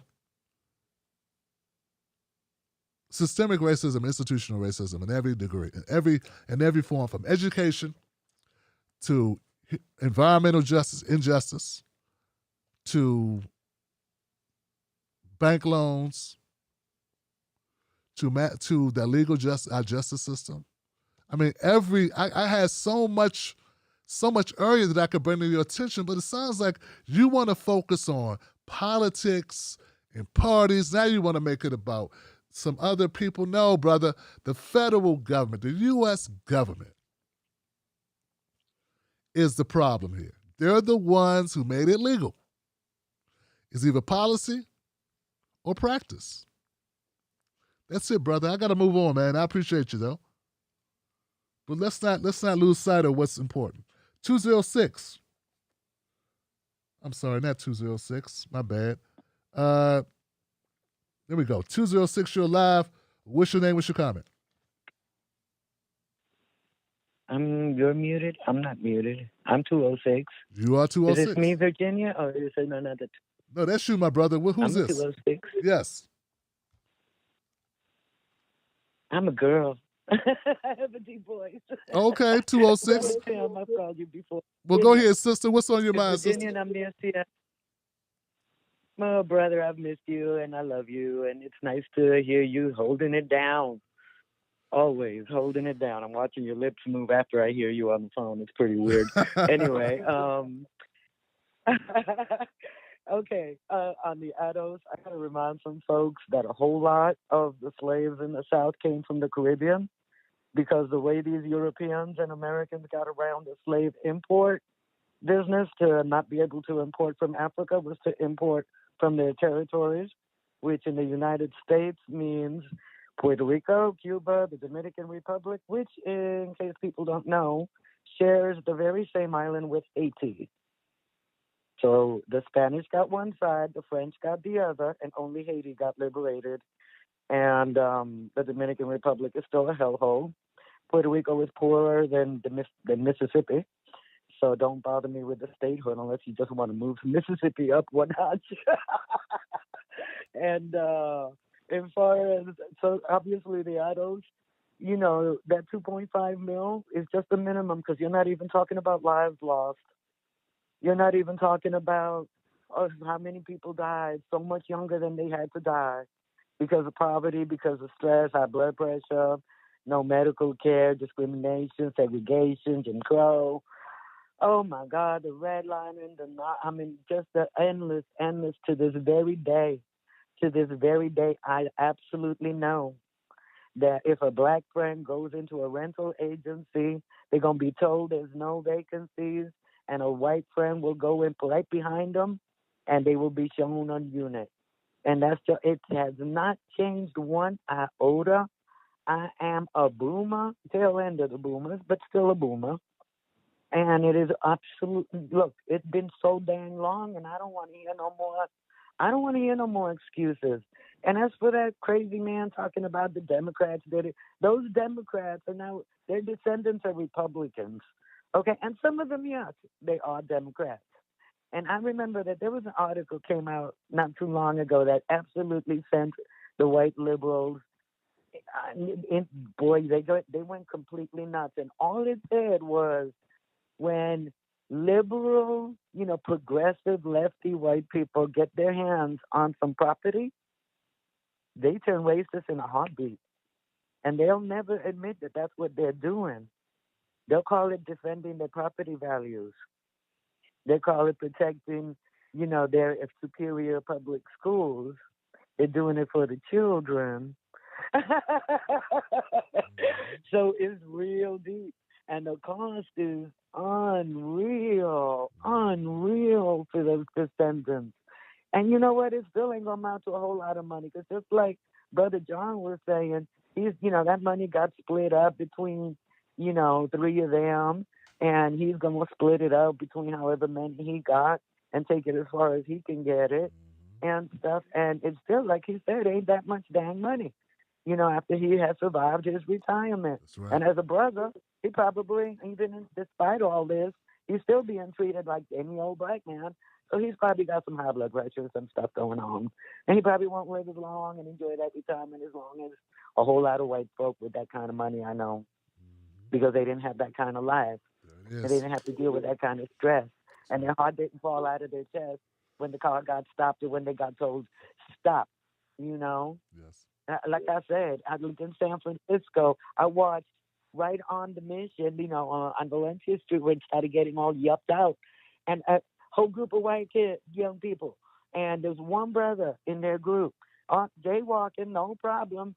Cops stop who? Who do they stop? We know. Did they come back for him? Okay. So And, what does that do to you?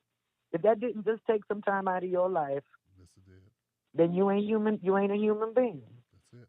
Because when you're looking at somebody starting to get crazy and wanting to go use you, and you ain't getting no backup, your heart is going through some changes. And it ain't necessary. And it is dues we have not had to pay. It was not necessary. It was completely out of the indifference towards the poor. I mean, there's some serious indifference to poor white people. Nobody can deny it. Being poor is like branding. I mean, you got bad teeth and stuff, and you hobbling around. You ain't got the best of care, running around looking like, you're 75 and you're still jogging and going to the ballroom. People look at you like you are just poor and pitiful. And that's true. But add the race. Come on, man. As Joe likes to say, it takes many years off a person's life. And it ain't right, and it is owed, and it has been owed And Jesus Christ, will somebody get France to give back the reparations that the Haitians paid? For God's sake, we wouldn't, and everybody else, just leave them alone. Give them back their money and their gold, and leave them the hell alone. And that's it. Leave Haiti the hell alone. Give them back their shit. Should we all go to France and go get it for them? Well, come on, let's go. I am sick and tired of Euro-Americans acting like their suffering was the only suffering, because it just don't compare. Those Irish became the cops. The Italians became the business owners and the property owners. Everybody's moved on up. When I moved to the West Coast, you know what was weird to me, Tim? Obviously I'm a New Yorker. These white people, they were just white people. They weren't Irish. They weren't Italian. Right. They weren't, on Polish. They weren't nothing. They were just white people. I'm like, this is so weird. And some of them were Jewish. I had to remind them, dude, do you do like the meal? Because I like to do the Passover and stuff. Oh, yeah, no, we don't do that. I'm like, holy man. All right. So, and then they say they got no culture, and then they got to bogart everybody else's and make a spectacle out of it and make money out of it. What did they do with collard greens? Did you see what they did with collard greens? Dude, they started putting them in the fancy restaurants and charge you $55 for a dish of collard greens. I'm like, excuse me, are you going to put a little gold leaf on it on top and make it 155 or 1,055? What the heck? Nah, papi, no. I'm gonna tell you, you're right. You're 100%er. There's not enough people like you. I think Ben Dixon is like you, and I haven't seen him on TYT in ages, because he talked to reparations too, and so he got his black thing going on too. And these people, they need to cut the crap, because they want black. They can't make it without black people. You can't beat the damn Republicans because so many white people are crazy. So guess what? Start paying the dues you owe, mano. That's all we're saying. You owe.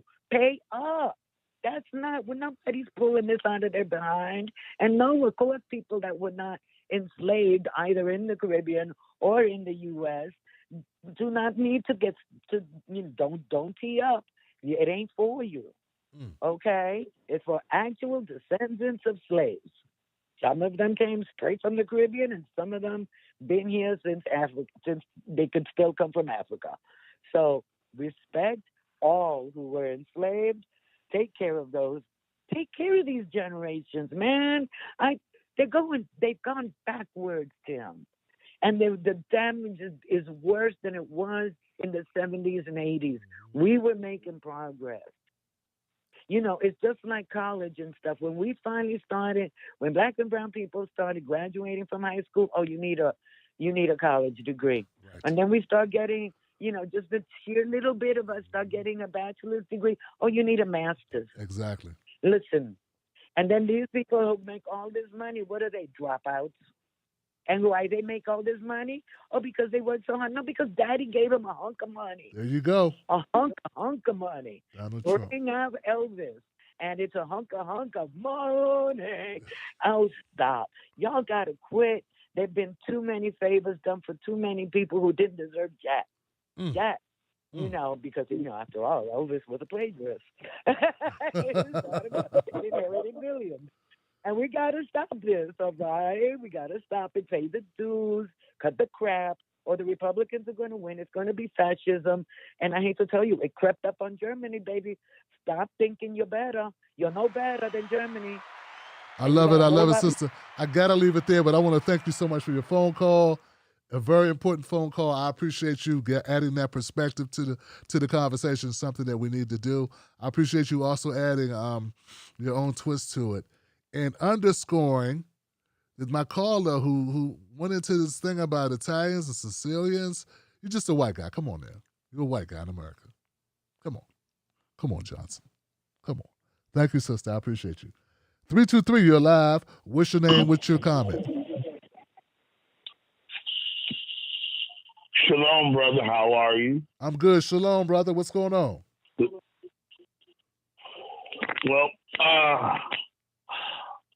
I don't have much. I'm going to be strong, but not long.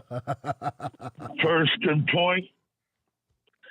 to the Italian guy, I understood what he was trying to say with his slick self, talking about back when Lyndon Johnson did such and such, and the Democrats did this. That was the payment of reparations. Wrong, dude. Reparations for my family, I know for sure, start back in 1791. So don't get me going there. Now, to the other dude talking about the black on black crime thing, well, you kind of got to ignore idiots. Because if you thought it through, if I had my stuff and you had your stuff, what am I going to believe about you for? Right up in the house of my Lambo and gun. Case in point. And finally, when it comes to what I think is the greatest comedian of all time, I mean, no, seriously, Dave Chappelle is the greatest of all time when it comes to comedy because he tells a story. And his whole special was one long story. Now, okay, in closing, what was on his mind was, and on his heart was the death of his friend that was ostracized. You know, I take the death of my friends, especially that were ostracized, I take that to heart. So yeah, he took it to heart, but he did it in a way to where he was actually saying, show some accountability for what you all did. But see, here's the thing. We are all suddenly involved in this oppression Olympics where no one can say a darn thing. And to be honest, by all stats, all of them, black men, we are at the bottom basis of it all. So let's know when to punch down to. Every time we punch up and hit somebody. And then above us, just barely, is the black woman. And then above all of us is everybody else. I saw that idiot Shoe, I pronounce it by that, wouldn't pronounce it by the first part of his name because he doesn't deserve it, talk about black folks with his ignorant self. That fool is a paid prop by the Republican. I did my investigation on him, and he's lucky I don't send a swarm of people to protest him when he go to the bathroom. So I'm trying to keep the peace, but sometimes the peacekeeper got to carry a peace. And with that, I bid you shalom. My brother, I love it, man. Always a treat when you call up, my brother. Always from the heart. Always from the heart, man. Oh, wow. 919, you are live, 919. What's your name? What is your comment? Hey, what's good, bro? Long time no talk. This is Josh. Josh, what's up, brother? What's good, man? Yeah, I know it's been a minute. You just remind everyone watching you, man, since, goodness, my high school days. The first one I saw of yours was the Stephen A. Smith one when he was on First Take and he got in trouble with that stuff. But yeah. But anyway, yeah, man. For the topic today, with Dave Chappelle, bro, I'm pretty much in full agreement with what you were saying earlier. I watched that special about 5 hours ago when I was struggling to complete a project, and a thing he stuck out to me at the beginning, he said, was how who's actually punching down, and that kind of reminded me of the video that you posted, and that I will say has been like an ongoing frustration of mine, that it doesn't seem like the energy is often matched. And it was really exemplified.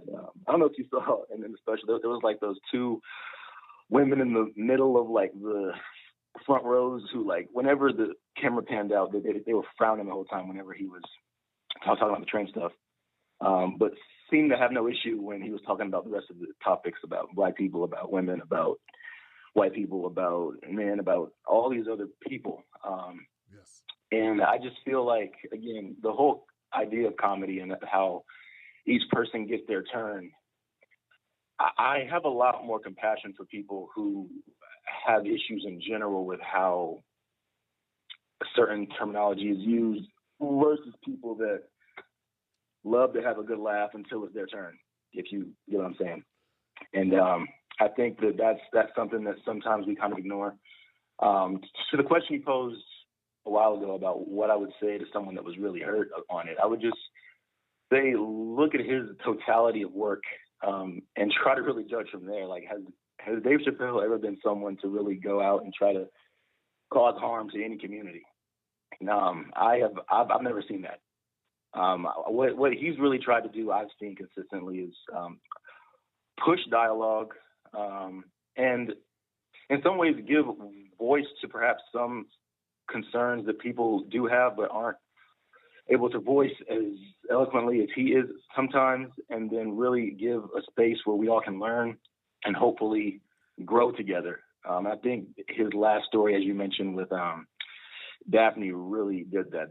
That touched me in a big way as well. Just kind of the humanity that really brought to the end of what he was saying, and even his last point of like saying, like, straight up, hey, to the gay community, I'm not going to say anything else now because, again, I've squashed it, but I want us to get to a place where we both can laugh together. And I think that really sums up his whole approach. And it irritates me that a lot of people can't see the big picture, I guess.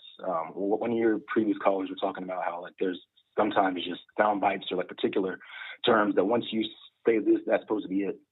And the rest of it just, that does not matter. Those are my honest thoughts on it, bro. And then just in terms of, again, I want to just go back to that whole not punching down thing. And this is the thing I've discussed with my roommate as well. I really take issue with this concept that when it comes to dynamics between the Black community and the trans community or the gay community, how there's sometimes this automatic assumption that in the hierarchy of oppression, that Black people, and particularly straight Black men, are somehow always positioned as the privileged class in reference to people in that community. And as you mentioned at the beginning of this call, there are 1,000 ways where that's not the case. I'm sure there are instances where that can be the case, but that's not a static thing. You mentioned the job force, especially in DC. I've seen that in my own life. I mean, I'm still a young person, but like in all of the internships I've seen, no, you're not going to see a lot of us in a lot of places in management. We are disproportionately in the lower echelon jobs and the more manual labor, and not really up there with executives and things like that.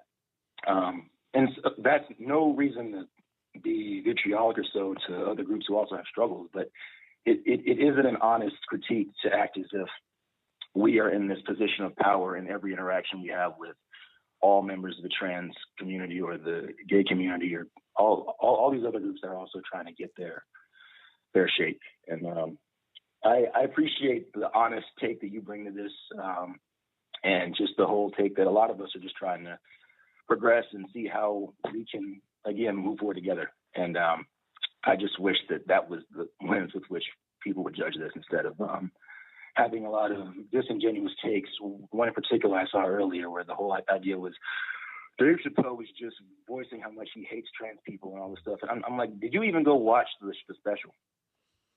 Like, you intentionally chose the only part where I think it was where he had mentioned that gender is real or something.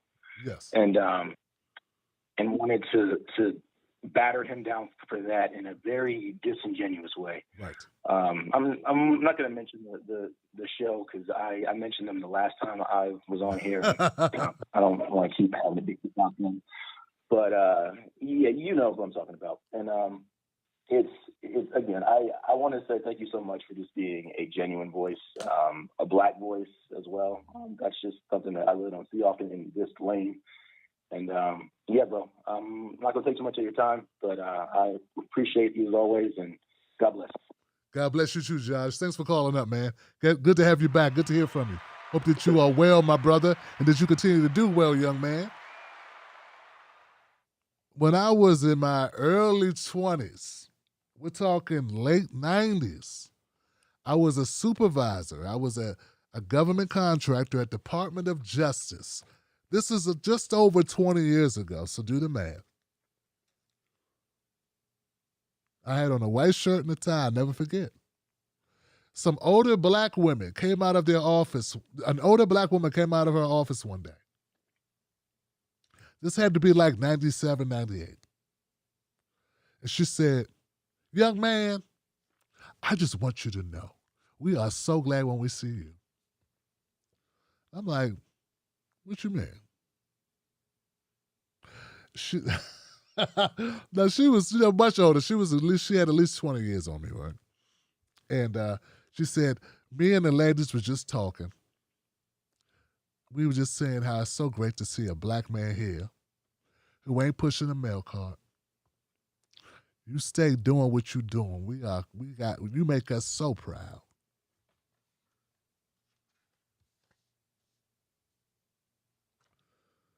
This was 1982. This was 1976. This wasn't some rural place where there are no black people.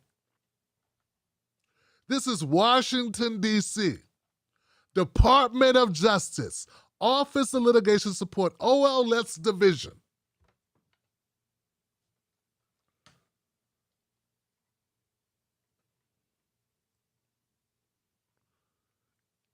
And I got fools calling up here. I don't know what your real life has been. I've been some places. I've done some things. I've had some experiences. I was born tonight, but I wasn't born last night. And I got these fools. And I tell you, man, some of the things people say on the internet, I know they're just saying it to make money. Black men are privileged. My goodness. Charlemagne, that title was a horrible title. But I guess to you it was a good title because it helped sell books, right? I hated it ever since I saw that title, bro. And I know that probably won't win me no awards or no opportunities on your platform, as if you would give me one anyway. And if that's the deciding factor, well, it is what it is. Just got to work harder so I don't need it. But I always thought the title of your book was dog shit. Because people use that and think it's true.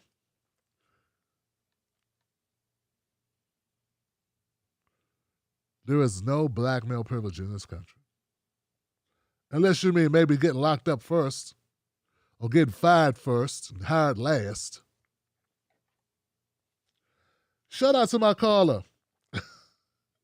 Sometimes the peacekeeper has to carry a peace. Goodness gracious. Give it up. Give it up. I had to take a double take, and then I saw Over 50 and Fantabulous quoted it. That's a good one. Oh, man. Folks, I cleared the queue. The queue was cleared. All the calls, I took every call that came in tonight, which is always my goal, to get as many calls in as possible. We were able to do that, so that means that's a good night. That means people who stayed on the phone got to talk. And that's what you want. Now I'm going to go to my super chat. Make sure I get my people in here. Will's in the house. Thank you, Will, for supporting the show. Sheldon Hughes says, shout out to the Sign of the Times for great moderating. Must have been some haters in the house. There's some trolls in this house. Shout out to my moderators. Shout out to Sign of the Times. I don't know who else is in the house. But thank you for helping out the show. Give it up for my moderators, please. Consuela, cut the check. Consuela said, cut the check. What's up, Consuela? Good to have you, sister. Will in the house again. Will, what's up, man? Bo's outside. Clyburn, I know Joe's Build Back Better bill solves black issues. I know. I know Joe's bill solves black issues. I know Joe's bill needs some tissue. William McGregor, thank you, my brother. Will from Hawaii up in here. Thank you, Will. Wendy 18 Samuel, thank you for supporting the show. Nancy says, shine a light, Tim. Time is up. Cut the damn check.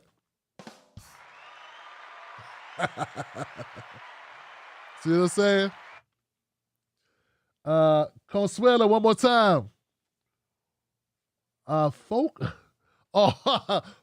Kenny shoe. Folk Kenny shoe. Folk Kenny shoe. That's crazy. That's crazy.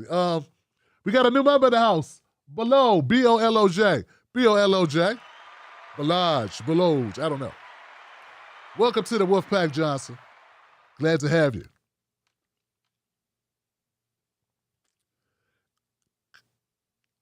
Give it up for our new member. Consuela's back in the house. Consuela, what's going on? Ken M is in the house. Thank you, Ken. Dustin Benz. Dustin Benz says, good evening, Tim. I hope you had a good night. Well, thank you, Dustin Benz, for being back in the house. Where you been, Dustin Benz? Hope you're well, brother. Sally Thompson said, just because I love you and the pack. Have a great weekend. Thank you, Sally. Sally in the house. Spicy Sally in the house, y'all. I'd like to give one more shout out to my friend, Iron Man Oz. Get better, brother. Keep your eyes on your six.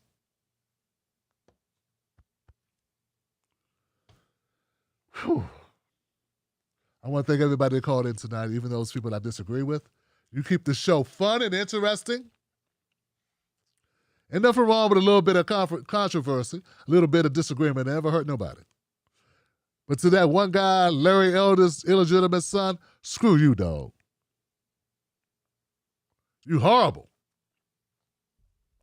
Somebody asked him asked his mother if she had any kids that lived. Jesus Christ. Horrible motherfucker. Nobody likes you. You don't like you. God, it was horrible, man. Horrible, mofo. What's up with black people? Well, you are a traitor. You are a traitor. I'm a traitor because I won't talk about somebody who has some kids. Once upon a time, people had a lot of kids. Dumb. You should understand that. Black women are sexy. Dumb. Black women are beautiful. Wish I could have made more kids than Mrs. Black.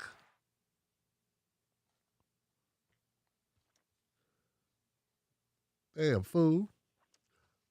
I know you don't like black women. I know that, Larry. I know that you don't like black women. If I catch you with a black woman, you holding it for a white man. Come on, man.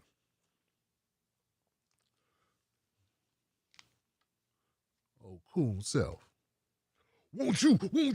I know his eyes was bucking when he was saying, you are bad black. You a bad black. Just as ignorant.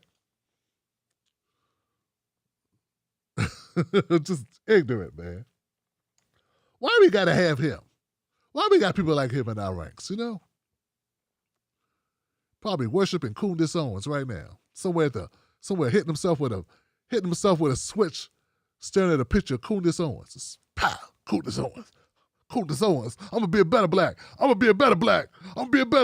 I hate black people. Just beating himself.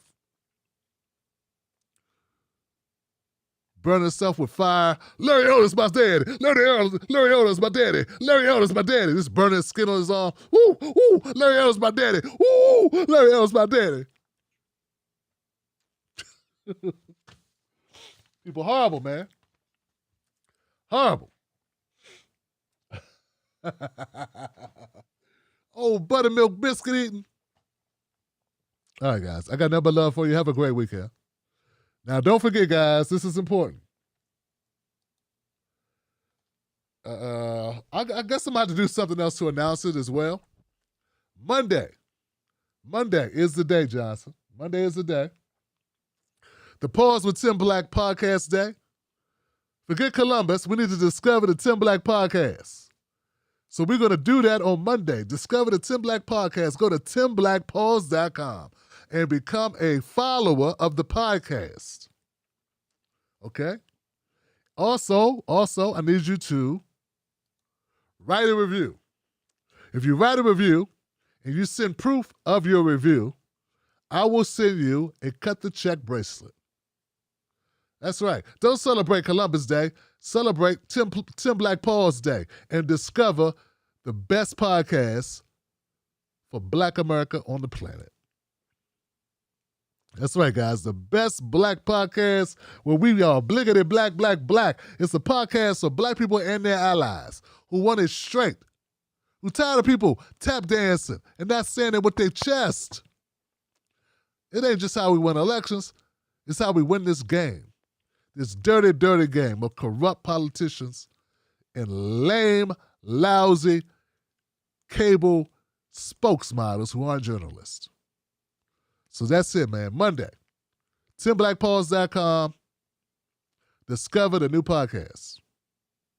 Discover a new world. timblackpause.com. I got nothing but love for you guys. I'll see you over the weekend. I got content to put out, so much to do. Mrs. Black, I'm coming to join you, honey. Wolfpack, cut the check. Don't let nobody take your cornbread, and remember, sprinkle some facts on it. We gone.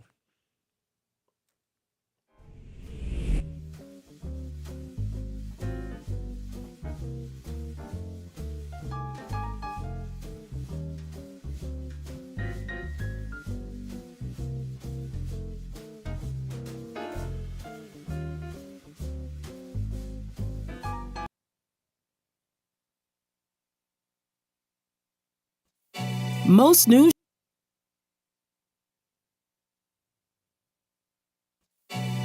news shows are suspect. They don't focus on Black issues, and when they do, it's all fluff. How does that help your life? How does that help your family? How does that help the culture? They don't. The Tim Black Show is different.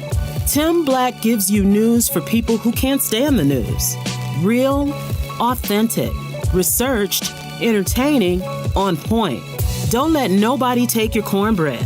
Visit www.timblacktv.com today. Get Black breaking news, politics, culture from someone you can trust. timblacktv.com. Join us today.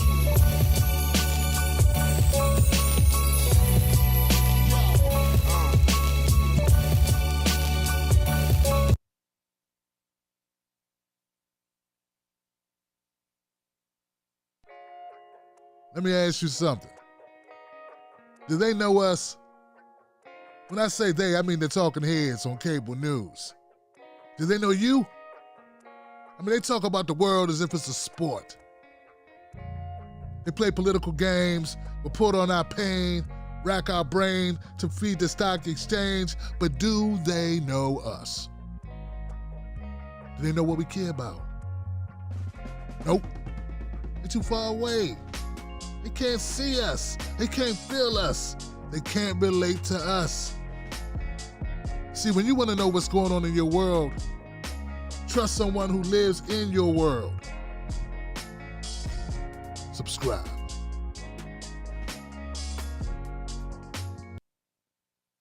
Thank you for using Blog Talk Radio.